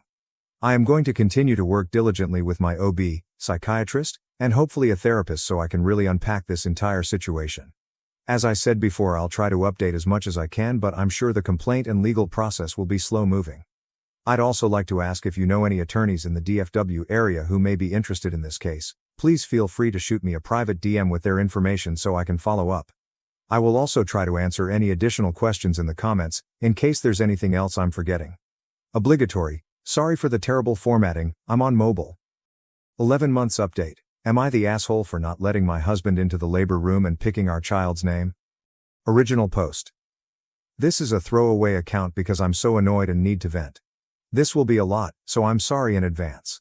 I, 28F, had been together with my husband, 27M, for nearly 10 years.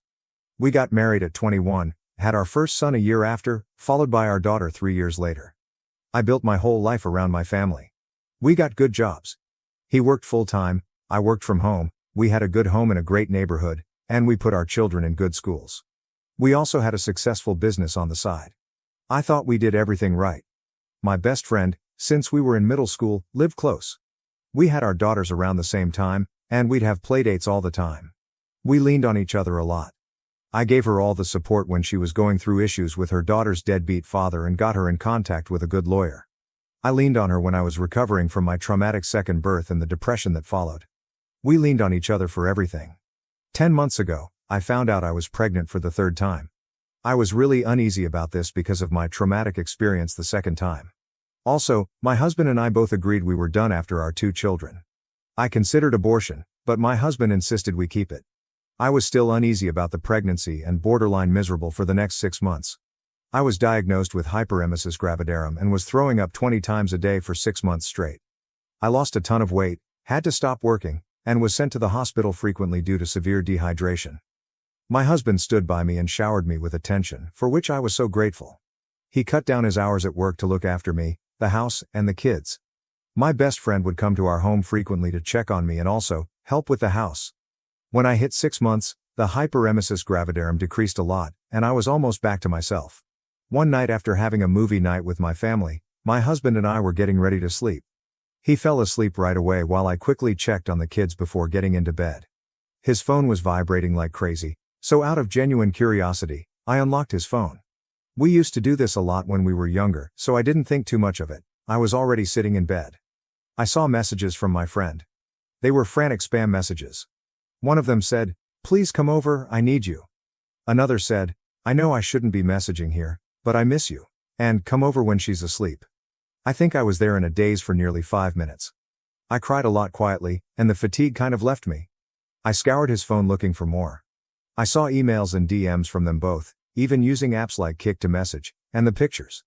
But the worst part was finding out my husband left me one time in the hospital with my mother while he went back home, where my kids were being babysat by my friend, and got intimate in our bedroom, with our kids in the house. I kicked him out the following morning after confronting him and filed for separation sometime after. For the next 2 months, he had been begging for forgiveness, then complaining and insulting me that I'm not letting him see his kids or that I'm stopping him from going with me to doctor appointments, which I had been. We had planned months earlier about who was going to be in the labor room. It was going to be my mother and husband. He called me when I was 35 weeks, questioning the labor situation. At this point, he had moved in with my ex-friend's house shortly before this call. I said no, and he got very angry. Lots of my in-laws and family members told me to put our differences aside for our baby. I still said no. I gave birth to my son with my mother and sister present and didn't feel any regret about my choice. After my second traumatic birth, I just wanted to make sure this one was as stable as possible, which it was. We were going to name our child after his father who passed away. I went along with it to make him happy but changed my mind and picked a name I had always loved since childhood. This aggravated him even more. AITA? Because I'm being guilt-tripped by many people right now. All I want is for everyone to leave me alone and for me to just be with my kids. Edit. Just wanted to add that I do let him see the kids. That would be crazy if I didn't. My children love their dad. I just have certain boundaries now that we aren't together, and he doesn't respect them. He gets angry and says things that are categorically not true. He got to meet our newborn son hours after I gave birth. AITA has no consensus bot. OOP was NTA top comments commenter 1. NTA, this is a scenario where you should feel safe and comfortable. He was cheating and left you in the hospital, so you shouldn't listen to him. Commenter 2. Lots of my in-laws and family members told me to put our differences aside for our baby. You can tell everyone that you put the safety of your baby and yourself ahead of someone else's wants. You made the right decision. They should be grateful that you had enough strength to put your lives and safety first. NTA. Commenter 3. NTA. How could you have a stress-free birth with him in the room? Why did he even feel entitled to ask? Commenter 4. Absolutely NTA. Your soon-to-be ex-husband and your ex-friend are both monumentally huge pieces of shit. Wow. I'm so sorry. I hope you find someone else to love and love you after this is all settled. Update. So, I'm back after nearly a whole year. I completely forgot about this post because I've been so wrapped up in other things. For anyone who doesn't want to read the whole post, here's a summary. My husband had been cheating on me with my best friend while I was pregnant. I was close to giving birth and decided not to have my then husband in the labor room with me. I also chose a name for our baby that he didn't agree with. Like I said, it's basically been a whole year. My baby turned 1 today, and after celebrating his birthday and Christmas with my kids, it finally hit me that this is my new reality. First of all, my ex-husband and I finally went through with the divorce proceedings. I had been holding it off during my pregnancy and early postpartum period to avoid added stress and to carefully plan for my children and myself. I was awarded primary physical custody of our children. Their dad visits once a week, and the 2 older kids, 7 and 4, spend every other weekend with him. My youngest will start doing the same in a couple of months, which makes me nervous. He's especially clingy with me, all my kids are, but my youngest has really only known me as the most present parent. One of the main stipulations in our custody agreement is that my ex's affair partner is prohibited from seeing the kids.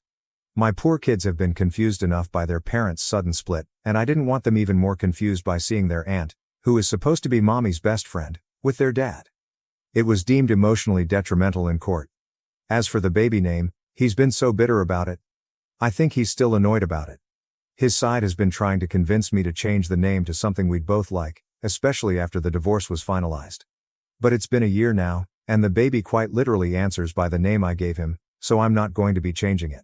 He was also unhappy with the child support payments, among other payments, and asked for some revisions.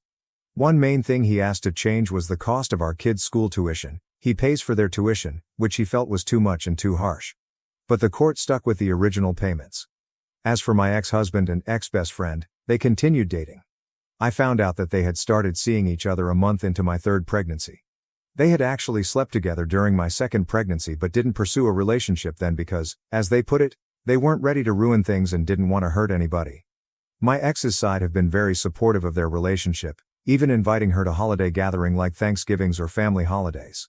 Because of this, my kids don't go very often to these events. I don't know, after this whole fiasco I'm coming to the realization that perhaps my ex's side never really liked me all that much. But that's okay. I eventually spoke with my ex-best friend to ask why they did it. She claimed that they were just friends but grew close while she was dealing with issues involving her deadbeat ex-boyfriend.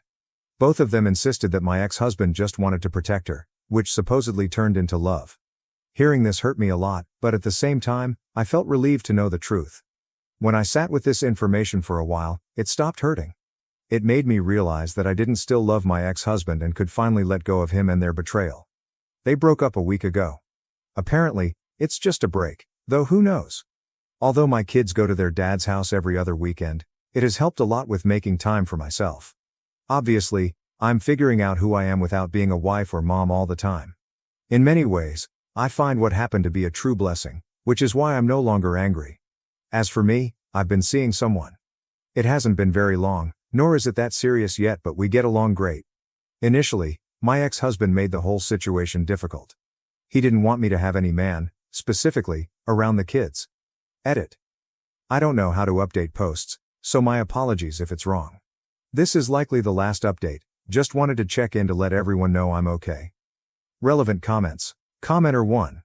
Did he break up with the ex-best friend after he learned that you are seeing someone? Oop. I started seeing this guy in October. He found out about it in late November. OOP explains about the court order on not allowing the children see their father's affair partner. OOP. True, it was something I didn't even think I'd get, but if there's evidence that them being around her could be emotionally detrimental, then it can be done. But you must show concrete evidence. During our separation, I had put my older two in therapy to cope with the change, and I was able to use their therapist as the evidence needed. It's not a permanent stipulation anyways either. Commenter 2, good job. Never let that snake friend back into your life, even if she comes crawling back now. Oopie. She claimed that I had not been the greatest friend to her at times during our very long friendship either. Commenter 3, OMG. None of us are perfect and most of us can't be the greatest friend all the time, but that doesn't mean we fuck our friends' husbands when they aren't the greatest. She's literally the worst. Oop. I felt like strangling her at that moment. I couldn't think of a single thing I did wrong that could warrant her doing that to me.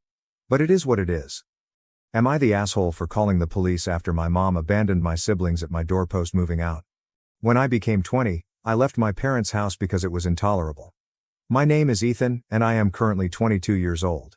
They acted as though everything I owned belonged to them as well, frequently gave preference to my younger siblings, and utilized me as unpaid labor. When I moved out, my father, Mark, told me to remain away and not let the door hit me on my way out. I had been working at the same full-time job for almost 4 years, and I rented the tiniest and most economical apartment I could locate.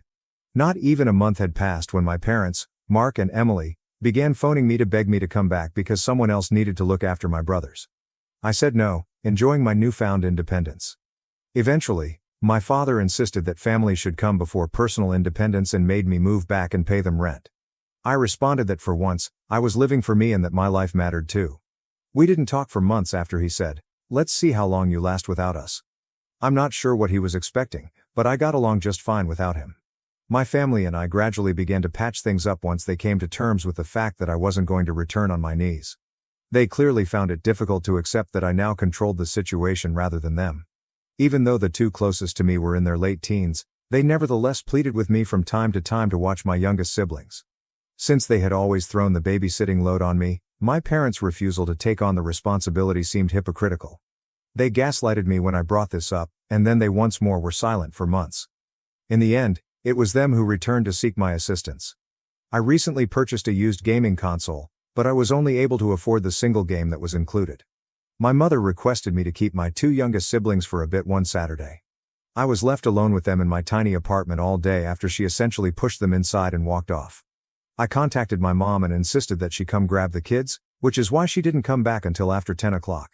She didn't like that I interrupted her enjoyment. I warned her that I would no longer watch my siblings all day unless she paid me, and that if she left them outdoors the next time, I would call the police and wouldn't even open the door. I discovered my gaming console was gone the following morning. I thought one of my siblings had taken it, so I contacted my parents. My mom said it could wait as my youngest sibling was playing on it and she didn't have the heart to take it away, even though I stated I would come over right soon to retrieve it. I claimed that it had been stolen without my consent and that I would be picking it up. As fast as I could, I rode my bike to their house. My sibling was crying when I got there since they were missing the charger and the console's battery had died. When I asked for it back, my father took it and told I could have it back if I helped out more with my siblings. I wasn't bluffing when I informed him that I would call the cops if he wanted to play that game. He refused to back down until I began making phone calls. My mother shouted, "Hold on." I swiftly reclaimed the console from my father. She claimed it wasn't worth having the cops come on them, but he called her a traitor and insisted she give it back to him rather than to me. I assured them before I left that I would not think twice about calling the police if this occurred again. They could purchase their own gaming console if they truly wanted one for my siblings.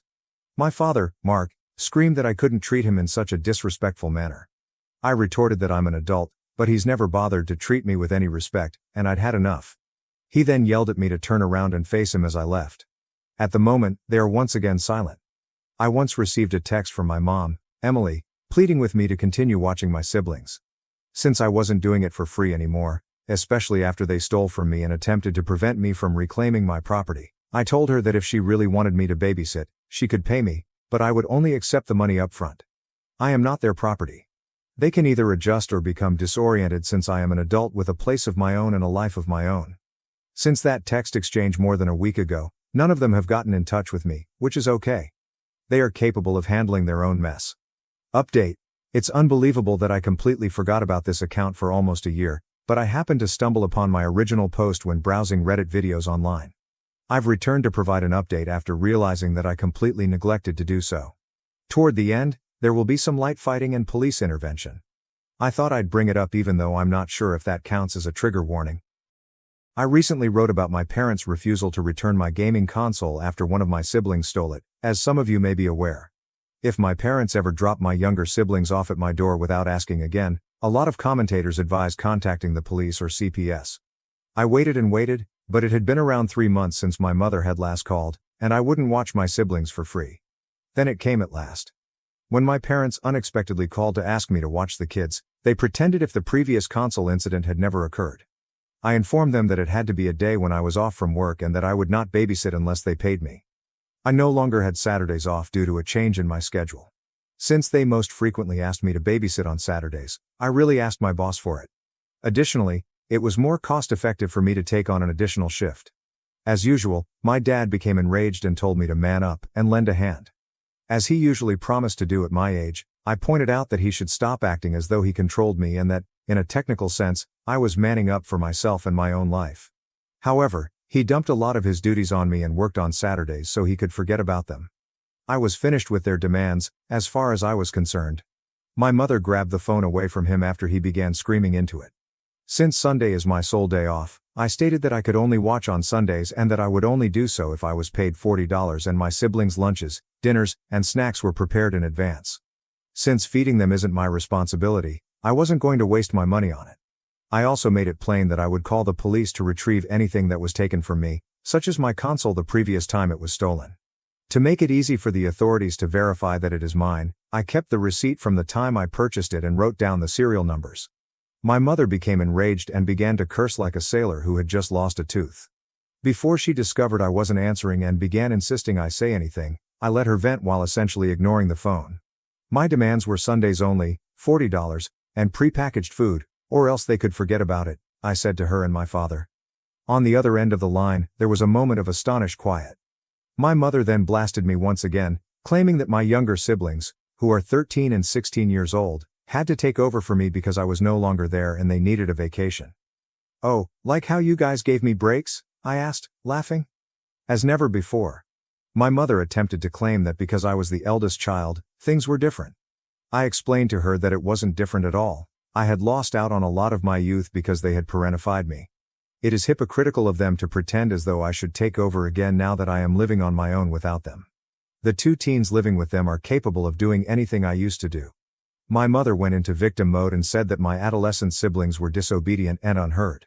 Since I was too busy living my life, I informed her that their issues weren't mine and that they needed to find another daycare provider. My father returned to the phone and began to scream at me once more. He was simply blowing hot air and not actually saying anything, so I just laughed at him. My mother retrieved the phone and begged me again. I restated, $50, prepared food, Sundays only, and I would not think twice about calling the police if I received threats or had any of my belongings stolen. My parents began arguing loudly at one another about what to do, so I told them to figure it out and get back to me later. I hung up after that. For a time, radio silence returned. A few weeks later, I was getting ready for work on a Saturday morning when I heard a loud, quick knock at my door, the kind where you can tell they're using both hands. I've heard my mom knocking for years to let me know she was there, so I'm familiar with the sound. What sounded like someone rushing noisily along the hallway after the banging.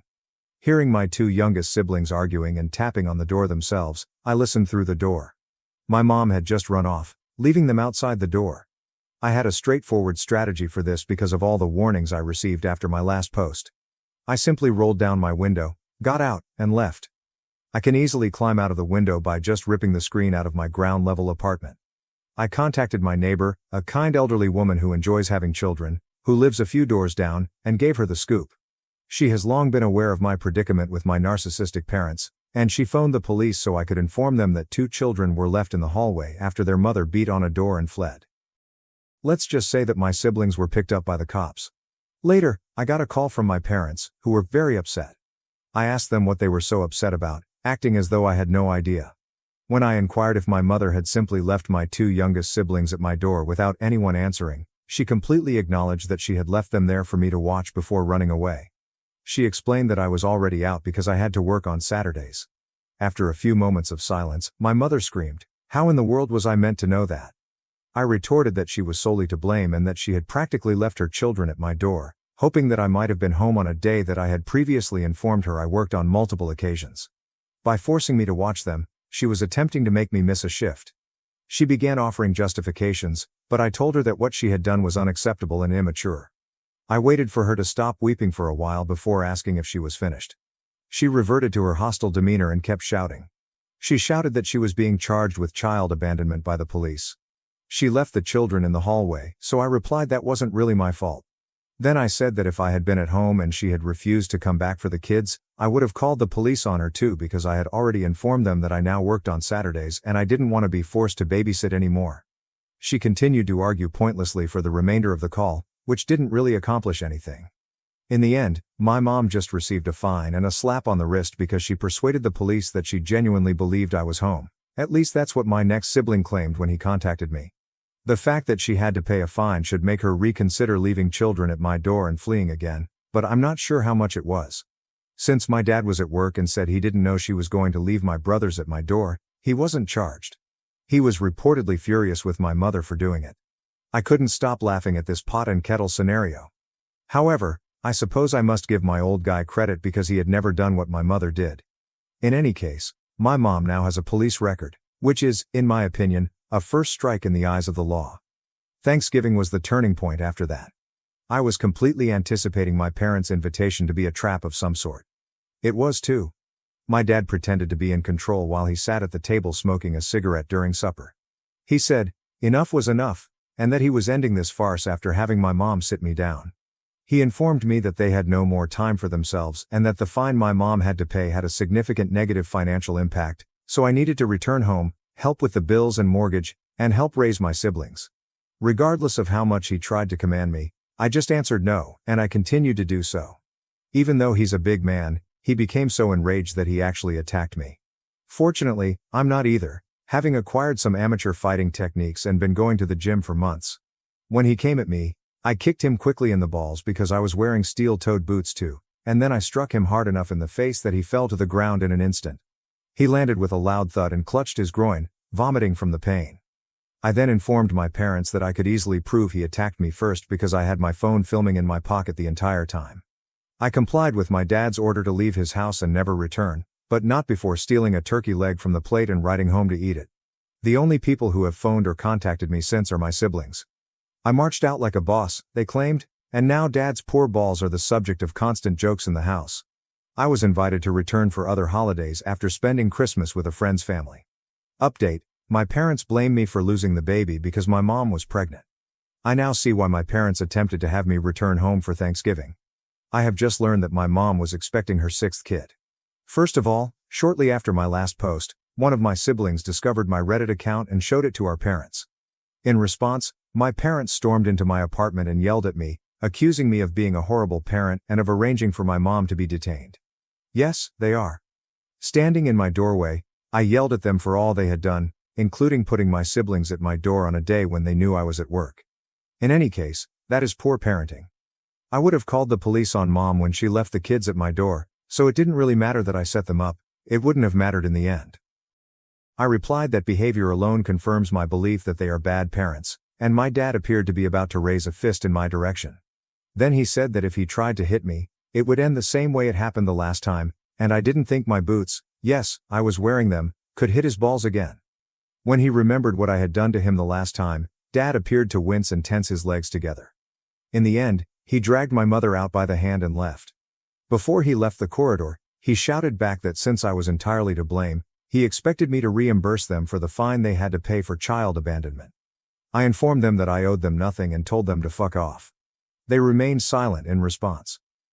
I received some extremely horrible news not long ago. After a terrible incident at home, where she tripped on damp porch stairs and fell face down in gravel, my mom, who was about 7 months pregnant, lost the baby. To be honest, when I saw her before that, I had no idea she had been pregnant. She's always been awkward and a little heavier than average, not fat, but just enough that it's hard to tell if she's pregnant or not. She definitely wanted someone to blame because this was her first miscarriage, which is heartbreaking. I destroyed the family by not assisting them and by costing them a lot of money, therefore in her opinion, someone had to be me. She was on crutches when she and Dad returned to my place to accuse me of being the cause. I didn't come home to help when they needed me, thus she lost the baby. I called them out on their attempts to blame me for something that wasn't my fault and their need for free childcare, which led to a quite heated debate. In any case, I assured them, it's not my fault that they became pregnant again when Mom was 45. Dad was too frugal to ever replace or repair the decaying old porch, so blame it on it. When I said that, my father put his hands on me once more and gave me a stinging right hook. I ultimately kicked his ass again after that. I've continued to train out at the gym, and I've gotten stronger since defeating him during Thanksgiving last year. There was no chance for him.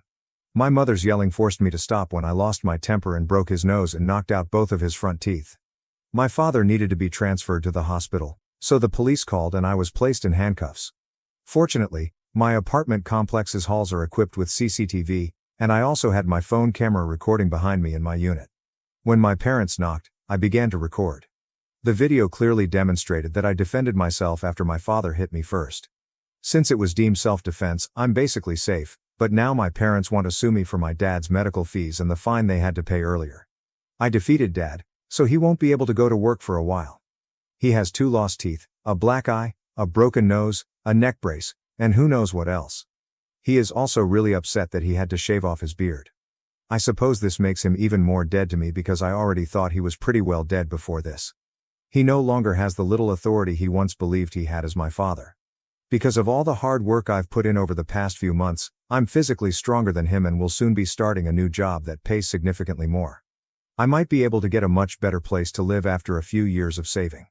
When my oldest sibling became 19, they called to tell me that I was their hero for beating the living daylights out of Dad and that they were going to leave, just like me. However, my parents found out about my Reddit posts once my next sibling discovered them after hearing about them on YouTube. My mother apparently forced them to show her my post after overhearing them discussing it. They stated she broke items because she was angry. My siblings have expressed regret for letting Mom and Dad know, and they claim that if they had realized Mom was listening, they would never have brought it up. Additionally, both have expressed their happiness that there won't be another child. They already have to handle a lot of my parents' babysitting, which they detest. They acknowledge that they first blamed me for leaving, but they now understand that you have the right to choose your own path as an adult. Whether my parents will actually attempt to sue me is still up in the air, but I believe I can state that if they do, it will be a loss for them. My friend's uncle is a lawyer, and he promised to defend me in the event that my parents filed a lawsuit. He adds that since it was self-defense, they don't have much of a case. To my folks, who will most likely see this, leave me alone, please. That's all I have to say. My siblings and I are not your property, and I will assist them in leaving your home when they are old enough to do so at the age of 19. Both of you have always been self-centered egotists. It's not my fault that Mom lost the baby, and it's not my fault that you struggled so much without me around to watch your kids for free. Think of that smashed nose and missing teeth as a good excuse to avoid me in the future. Remember that because of you two, I have only told you a small portion of the nonsense that occurred in my life. I could share story after story about the events in my early years if I so desired. However, I wouldn't be satisfied with it. So please, don't bother me. P.S. Yes, my mom had to give birth to a stillborn baby at the hospital, but I wasn't going to bring it up earlier. According to my siblings, my parents had a secret funeral among themselves, and Mom brought home a little urn that she keeps in the bedroom. After leaving with the urn for a few hours, they returned intoxicated. My mom spent over 6 days in the hospital due to whatever injuries she sustained in the fall. I've contacted my siblings for further information. Someone asked if she had been shoved. I'm now doubting that myself. The only excuse I could come up with was that Mom was in a hurry to be somewhere when she slipped and fell off the porch. I've heard of folks suffering more severe injuries in more foolish ways. When I researched the cremation procedure, I found that it would take 8 to 12 days to obtain the ashes. This indicates that the urn they brought home was empty. I'm completely perplexed. However, my parents' funeral took place a few days after Mom left the hospital. Until the day of their small funeral, my parents kept that urn in the bedroom. They may have collected the ashes by then, I suppose. Perhaps it explains why they returned home intoxicated, but this situation is so strange and twisted that I'm having a hard time thinking about it anymore. Revise posting again so soon feels strange. I mentioned in my last post that my mom had a recent miscarriage following a serious fall. I had a bad feeling about the information I was given. I concluded that going directly to the source was the only way to obtain the truth after reading all of the comments I had gotten about it. I visited my parents on Sunday. They both appeared to be in terrible shape and were at home, sleeping. In addition to using crutches to walk more than a few steps, my mom appeared to be very exhausted. I saw that she had numerous bruises and bandages on her face from the fall a few steps from the door. My father. To find out how he appeared, read my previous post's depiction of him following the thrashing I inflicted. When I arrived, my parents were blown away. I insisted on knowing if there was ever a baby or if this was all a pathetic attempt to coerce me into returning home. After what happened, my dad claimed I had a lot of guts to show there and let myself in. However, my mother sobbed as she revealed that she had actually been pregnant. She stumbled into the bedroom and picked up a little urn that seemed really elaborate. It was filled with ashes. They didn't smell like anything, even when I looked to see if they resembled cigarette or barbecue ashes. I didn't really smell anything at all. Even though I had looked online and saw that it takes at least 8 to 12 days to get the ashes returned, I questioned why they brought the urn home and said that the ashes were already inside. Mom had spent no more than 6 days in the hospital. According to my mom, they purchased the urn online with the hope of retrieving the baby's ashes upon visiting the crematorium.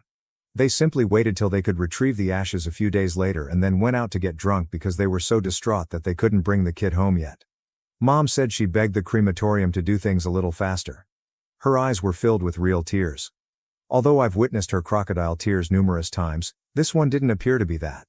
I learned more about my mother's fall and what transpired. She was late for her appointment with her physician, an OB/GYN, or whatever they are called. Mom clarified that she was attempting to get out to her appointment after oversleeping during her nap. Then, as she attempted to down the stairs, she slipped on a toy. About 3 years ago, the porch's guardrails deteriorated and snapped off, and Dad never restored or repaired them. Mom had nothing to cling to then. She fell straight off the porch, hitting the ground with her face and belly first. She even showed me the marks from her landing all over her stomach. She informed me that the child would have been a male. There would have been one more brother in addition to my 2 brothers and 2 sisters. Then Mom told me that because of her age and past injuries, a doctor advised her not to try to conceive again since her body might not be able to take it. It wasn't any easier to hear in person, but I kind of assumed that was the case after some individuals messaged me about it. At last, I posed the crucial query: why did she hold me responsible? Mom began to add something along the lines of, the day they showed up at my apartment was just really, really bad. But Dad interrupted her. It's all my fault, he screamed. I would have been there to help if I had followed his advice and returned home for Thanksgiving, and now I'm responsible for the death of a baby. I screamed back at him, telling him that he was to blame since Mom might not have fallen if he had actually bothered to fix the fucking porch. Furthermore, not that it would have made a difference, he didn't even bother to inform me that Mom was expecting back at Thanksgiving. Instead of taking sides, my mother simply left the room in tears as we kept ranting at one another. My dad was so red that he looked like a lit match. He shouted for me to leave his house and waved his ancient hunting knife at me. He told me I was no longer his son as I was leaving. He was always a bad father, so I informed him that I hadn't seen him as a father in years. I told him before I left that I would be requesting a restraining order and that he would have to deal with the authorities the next time he attempted to harm my siblings in the same way that he had done me. He will lose more than a few teeth, and if he attempts the same nonsense with my siblings as he did with me, I won't think twice about calling the police or CPS. He swore at me from the front door, saying things like, "You son of a..." I retorted that that was a slight to Mom, and he became enraged once more.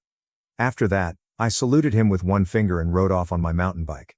So, I suppose that's the best response I can give someone.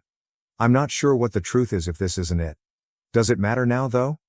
As soon as possible, I'm going to file for a restraining order, and once I start earning money from my new work, I'll be seeking to transfer apartments. After this, I'm not sure whether I'll feel like updating again.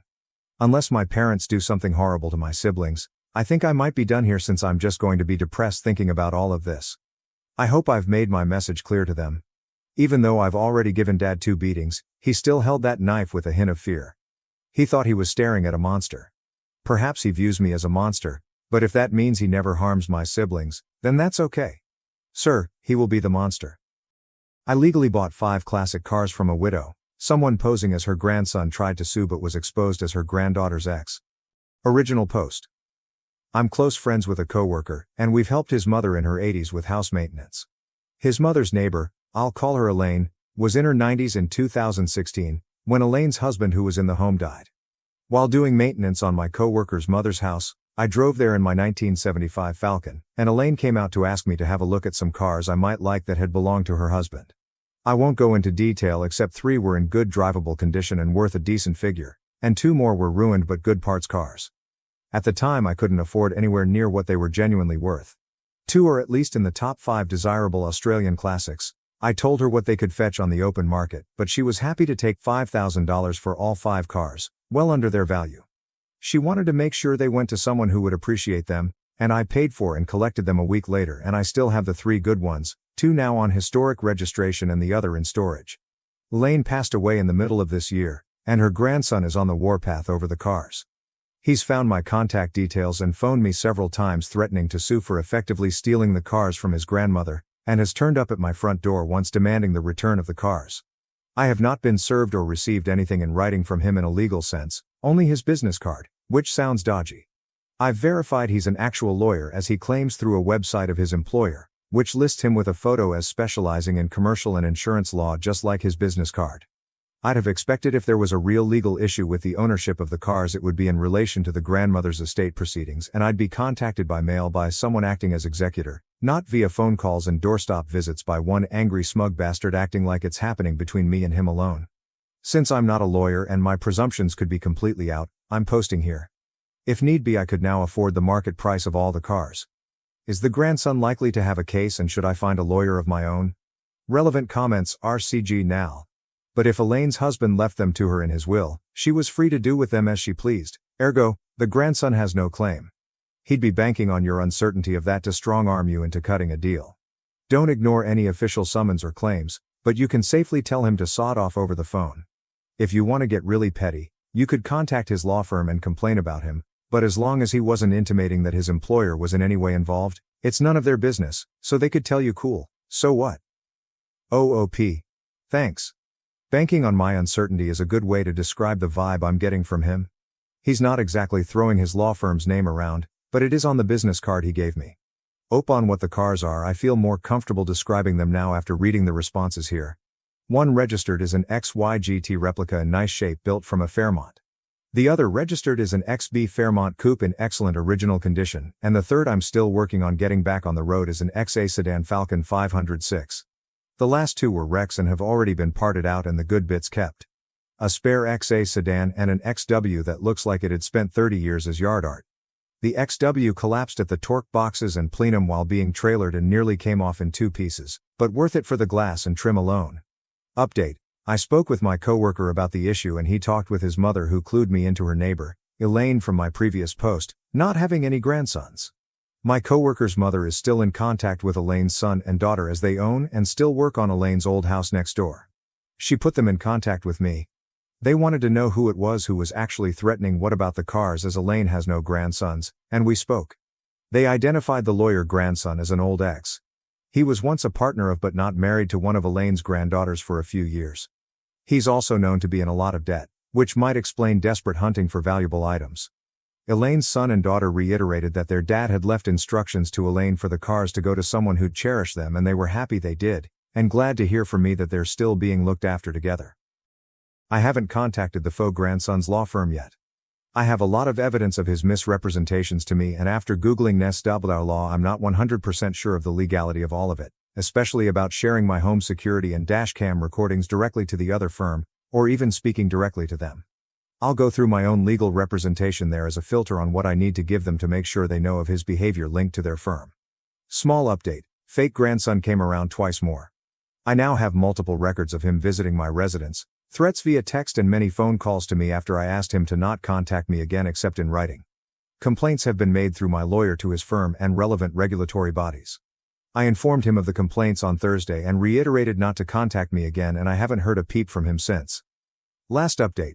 Fake grandson had already been dismissed from the firm before my lawyer and I complained, And he already has complaints against him for other reasons. My golden brother hired a private investigator to expose me as a failure, but instead, he uncovered my multi-million-dollar success. I was raised in a quaint little village with my 2 siblings.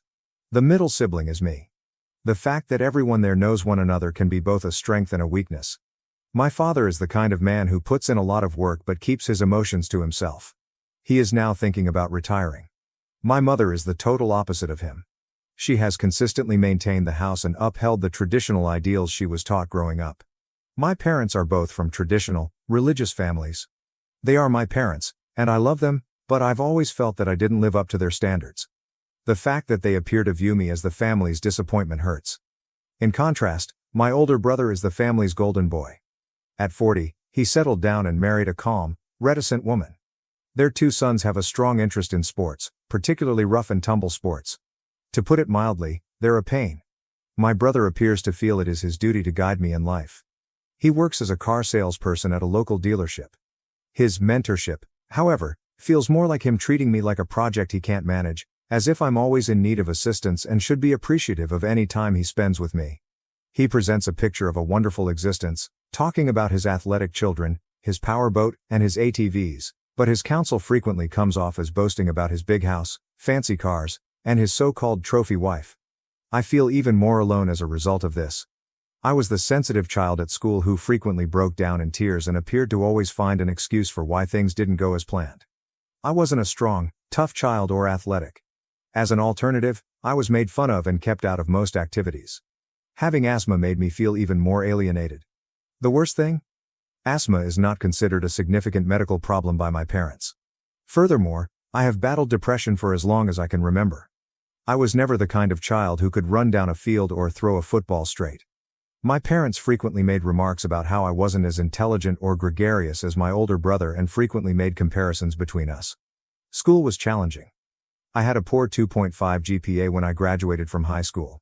After saving up some cash, I enrolled in college, but I left in my second year. A family controversy resulted from such choice. In a sense, my younger sister was the princess of the family. I don't know much about her because I left when she was a teenager. The main reason I feel this way about her is because I have seen her as an adult. She is not a horrible person and is merely a little overindulged, but, maybe because it's simpler than being the target herself, she frequently treats me the same way my parents and brother do. She had a beautiful wedding, was married when she was 19, and has 3 kids now.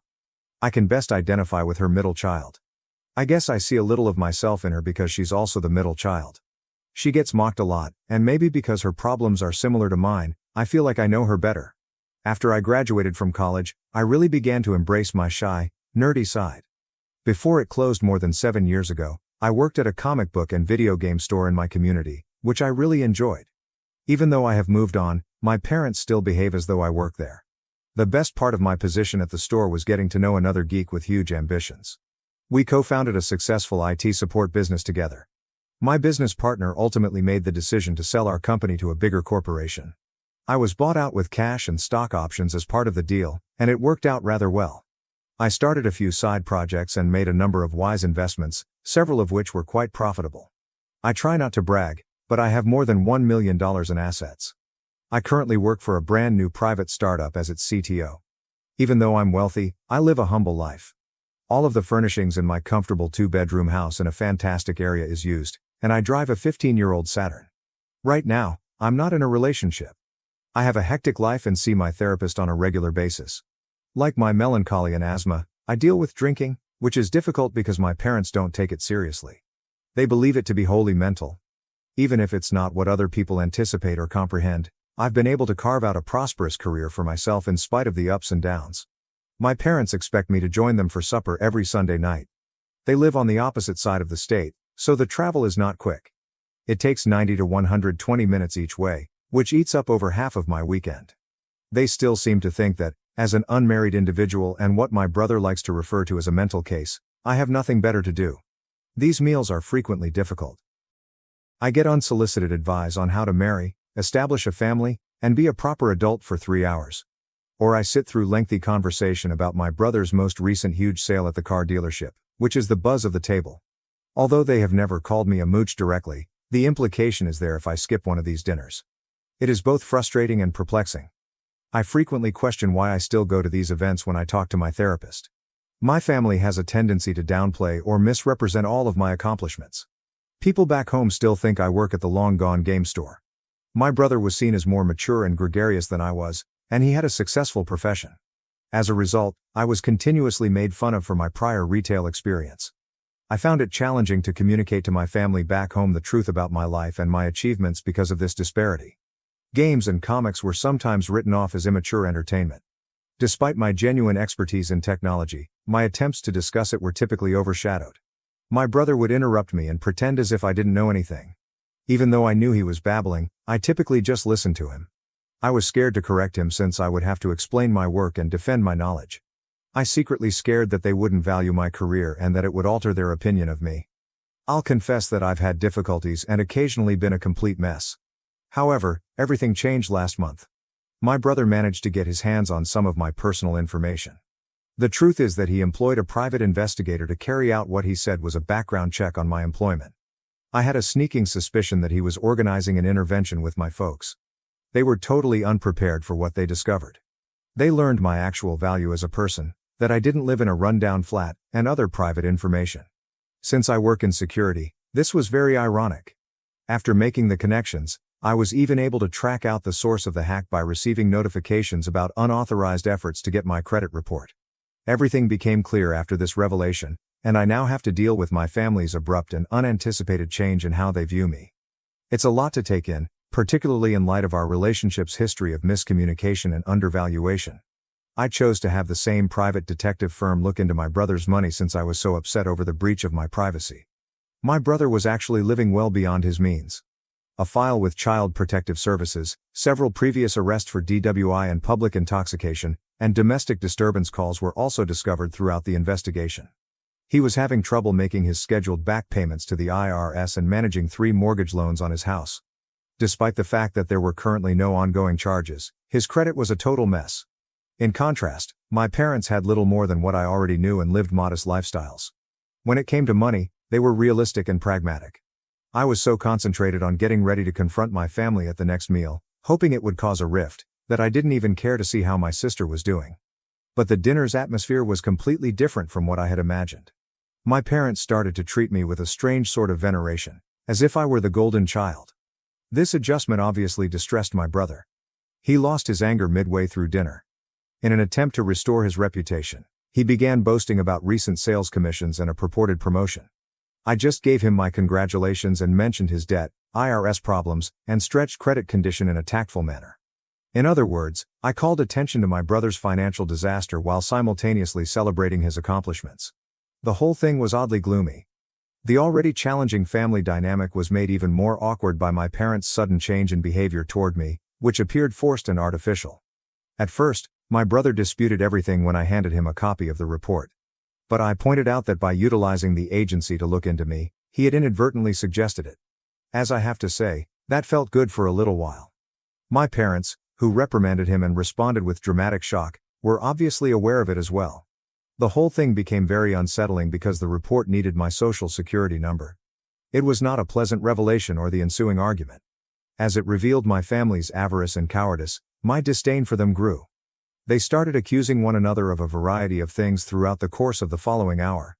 I made every effort to keep quiet, but sometimes they became irate with me. I would either shrug or respond with a nonchalant, one-word comment when that occurred. My sister's husband, my brother's wife, and their 5 kids looked on in shock as our family disintegrated like never before. Our meetings were typically routine and uninteresting. My sister would give updates whenever she could, my brother and his wife would boast about their lives, my mom would strike up a conversation, and my dad would complain in response. This collapse had never occurred during one of our family dinners. It was a tumultuous meal, to say the least. As long-simmering, deeply ingrained issues exploded into the open, the customary subtle jabs about how I should look up to my brother and be a real man were replaced by astonished quiet. I got into a heated disagreement with my dad, brother, and myself. They dug up every relic of family strife from the previous 30 years and argued over who was responsible for everything. It was like watching an unruly drama play out in real time. All of my negative thoughts about my family seemed to be validated during such instances. In all honesty, I felt terrible, even though you might have expected me to feel some sort of justice or triumph. I became aware of my poor handling of the situation. Although I was well aware of these flaws, what had I meant to accomplish by making my brother's wrongdoings public? His children now know about his tumultuous history, which I had not wanted them to. When my brother yelled at me in a fit of wrath, the situation reached a breaking point. His harsh statements, such as, "You should have never been born," were stunning, but what really stuck out was my parents' desperate attempts to calm him down, a degree of desperation I had never witnessed before. He accused me of being the cause of all the family's problems. They made an effort to intervene, but they never really admitted or accepted responsibility for the way they had treated me throughout the years. I was both very saddened and vindicated. It served as a harsh and obvious reminder of the underlying problems in our family's dynamics. My parents accused me of something else until I could take it no more. They implied that I could have helped but decided not to, claiming that I was refusing to help a sick niece or nephew. I had no knowledge of such a circumstance. No one had ever told me about this issue or reached out to me for help. I suspected they were making things up as they went along, but I didn't challenge it. "I thought you believed I was still working at the comic book shop," I reminded them instead. They never seemed to understand that the store had closed in 2011, even though I had reminded them several times. The way they had misrepresented our family history to fit their storyline appalled me. I drove home after feeling overburdened and annoyed. I'm feeling conflicted right now. Knowing that they would probably put pressure on me to repay them now that they are aware of my money makes me feel deceived. I know what's coming because I've witnessed how they treated my brother in a similar manner. However, I also recognize and value the fact that my parents provided for my basic needs as a child, including clothing, food, and housing. It will be difficult to navigate this labyrinth of thankfulness, bitterness, and freshly set boundaries. I'll probably need my therapist's assistance to process this change in dynamics. It's obvious that establishing clear limits going forward will be essential. Growing up was challenging because, to be honest, I was never the favorite child in my family. My brother mistreated me, but my parents did little to stop it, even though they never physically beat me. My parents responded as though nothing was wrong whether he kicked, hit, or said extremely terrible things. They completely disregarded it. It is really concerning that they do not consider verbal abuse to be damaging or real. Verbal abuse is terrible in and of itself, but it is even more painful when the people who are there to protect you choose to ignore it. I've had enough of fighting this for years. Even though I am aware that they are my family, I feel the need to keep a permanent distance. Although I wish them well, I think it will be better for me to go on and begin a new chapter without them. If I discover someone amazing, like a girlfriend, and we decide to be married and have kids, what will happen?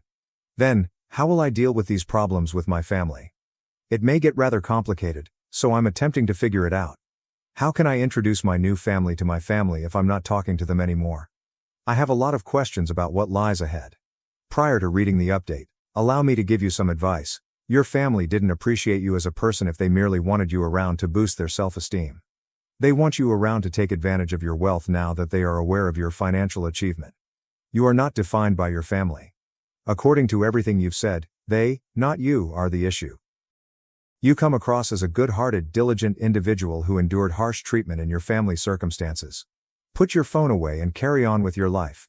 You've done a great job creating your own life. Reduce the amount of time you spend with your family as much as you like. They only want your money, and you know it. As a result, you can communicate with them however you see fit. Stay in touch with your therapist to help you move into a life where they don't hold you back. Steer clear of pointless conversations. If at all possible, think about relocating to a new place, packing up your things, and starting over. You are not alone if you have to make tough choices because many people struggle with their families when it comes to dating. Explaining these dynamics to a potential spouse might be challenging, particularly if they have tight family ties. But you will start your own family when the time is right. Actions to take going ahead. If you haven't done, put a security freeze on your credit accounts. If your brother used dealership resources to collect information about you, let the appropriate parties know. The dealership is unlikely to be amenable to being implicated if his activities involved fraud. Speak with an attorney. Despite your youth, mishaps do occur. Your parents would currently inherit your assets as your default next of kin. Put it in writing as soon as you can if you would rather have someone else be the beneficiary. Locate a trustworthy counselor. You may feel sad about being apart from your family in the upcoming months. Speaking with an expert will assist you in processing this. Update. Following the family dinner argument, it was like leaving a battle zone when I got home. I flew across the quiet nighttime road with nothing but my thoughts. I knew that something needed to change as soon as I pulled into my driveway. If I didn't want to go insane, I had to quit throwing family dinners. I concentrated on my work and mental well-being during the course of the following 2 weeks. Not only were the gadgets and comic books strewn over my home visually appealing, but they served as a sanctuary for me. In order to figure out how to separate from my family without totally alienating them, I stepped up my therapy appointments during this period. My therapist, Dr. Bennett, was really helpful. He used methods that felt more like building a fort than a wall to help me set boundaries. My mind started to go toward the future, more especially relationships, as the weeks went by and the temperature rose. I began to think that meeting someone amazing was not just possible but likely after spending time by myself and without a partner. Then, like something from a comic book, Ava showed up. Ava and I met at a technology conference. Her cybersecurity talk captivated me, not just because of the topic but also because of her charisma. She was smart and grounded, understood me, and had a love-centered view of families that was restrained by firm boundaries. As Ava's situation worsened, the unsaid problem was how to introduce her to my family's circus. We discussed how to deal with it over numerous pizza-eating evenings. We made the decision to have short, visible, and casual family get-togethers. Everything changed when Ava even offered to help me. Our initial interactions were straightforward coffee dates. I reintroduced myself to family gatherings while Ava was around. Naturally, the first few times were really uncomfortable. My parents were too polite and wary, as though I may vanish at any moment. In contrast, my brother looked to be attempting to express a lot but was having trouble finding the perfect words. But my sister and her kids were a pleasant diversion. My sister's middle child, who looked a lot like me, was instantly won over by Ava. We became accustomed to these coffee dates, which were like short forays into family territory, a brief coming and going. I was able to reconnect without becoming entangled in the chaos thanks to this strategy. Unexpectedly, it started to function. My family adjusted to the arrangement over time. Maybe they understood that this was the only way they could continue to have me in their life. They began to be mindful of my limits. As things got better, I started to consider the long term more. What might the future hold for us? Together with Ava, I envisioned building a solid family foundation based on respect and caring for one another rather than obligation and guilt. I knew there would be difficulties, of course. Ava and I talked about the prospect of living together one summer evening when we were walking by the lake. I was struck by how far I had come from feeling abandoned by my family to being able to stand on my own with a better sense of who I was. It seemed like day and night. I have a cautious sense of optimism for the future. I feel prepared, even though I know the road ahead may be rough with possible potholes the size of craters. Setting limits with my family after Eva was more than simply a matter of protecting myself. It was about making room for new connections and a fulfilling future for myself. The infamous Sunday meals are still planned, but they now take place according to my preferences. I go occasionally and don't go other times.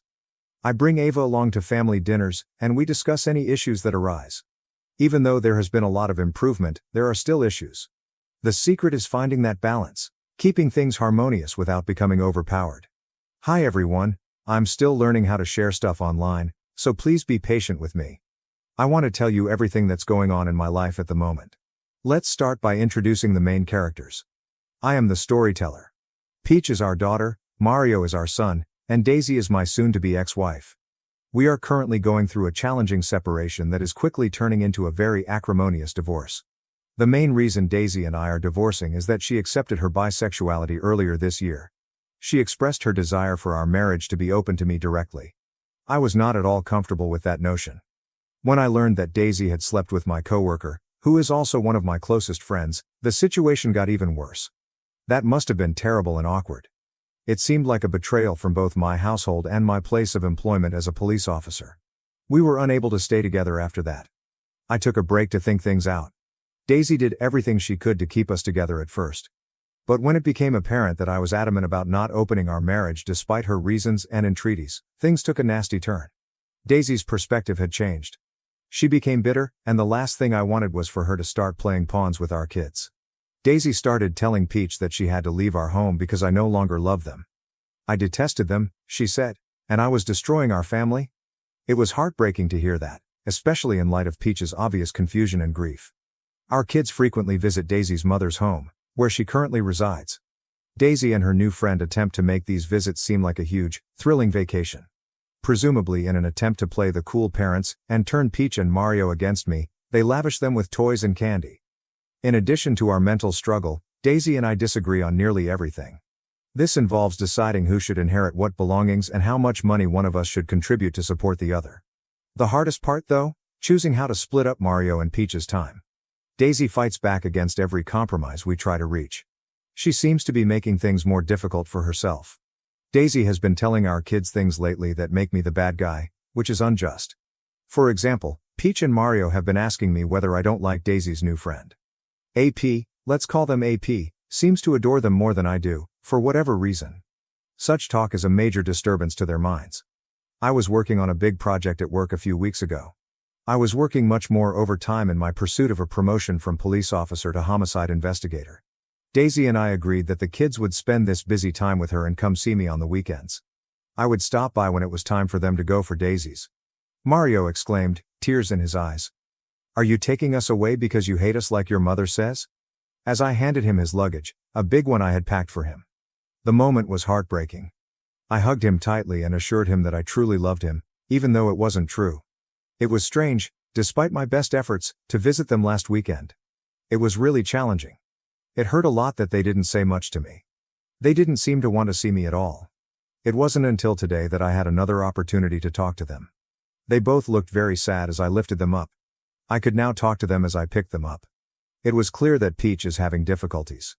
Even while she still shows her love for me, Daisy seems to be making it harder for her to do so. Given how difficult the situation is, I'm attempting to decide on the best course of action to reduce the harm to the kids. This kind of twisting of family dynamics can be extremely challenging. Peach is having a lot of trouble because she believes she is incapable of loving me. I can no longer watch helplessly as my princess endures pain. Since this divorce is purposefully harming them, I'm beginning to have my doubts. Do I need to take the divorce further? Is it possible to proceed while keeping my kids safe? Or should I just stay and accept it? Now for the comment. You need to tell your divorce attorney about all of this right away. Parental alienation is what this is. A judge will definitely order it to halt, but it will probably be hard to enforce. You have to get started on this right away and keep going. Daisy is acting in a way that is really damaging. Make sure you pursue the divorce and keep all the paperwork. It will only become worse if you stay. This is known as parental alienation, and it played a significant role in my friend's child custody victory because his ex-wife was acting in a similar manner. Engage a lawyer as soon as possible and record Daisy's actions. Seek the children's medical attention. This is a very bad position for them. Your kids shouldn't be left with her unattended. Tell your lawyer what she did. Inform CPS about her treatment of the kids if necessary. Never again let her actions go unchecked for the sake of your kids.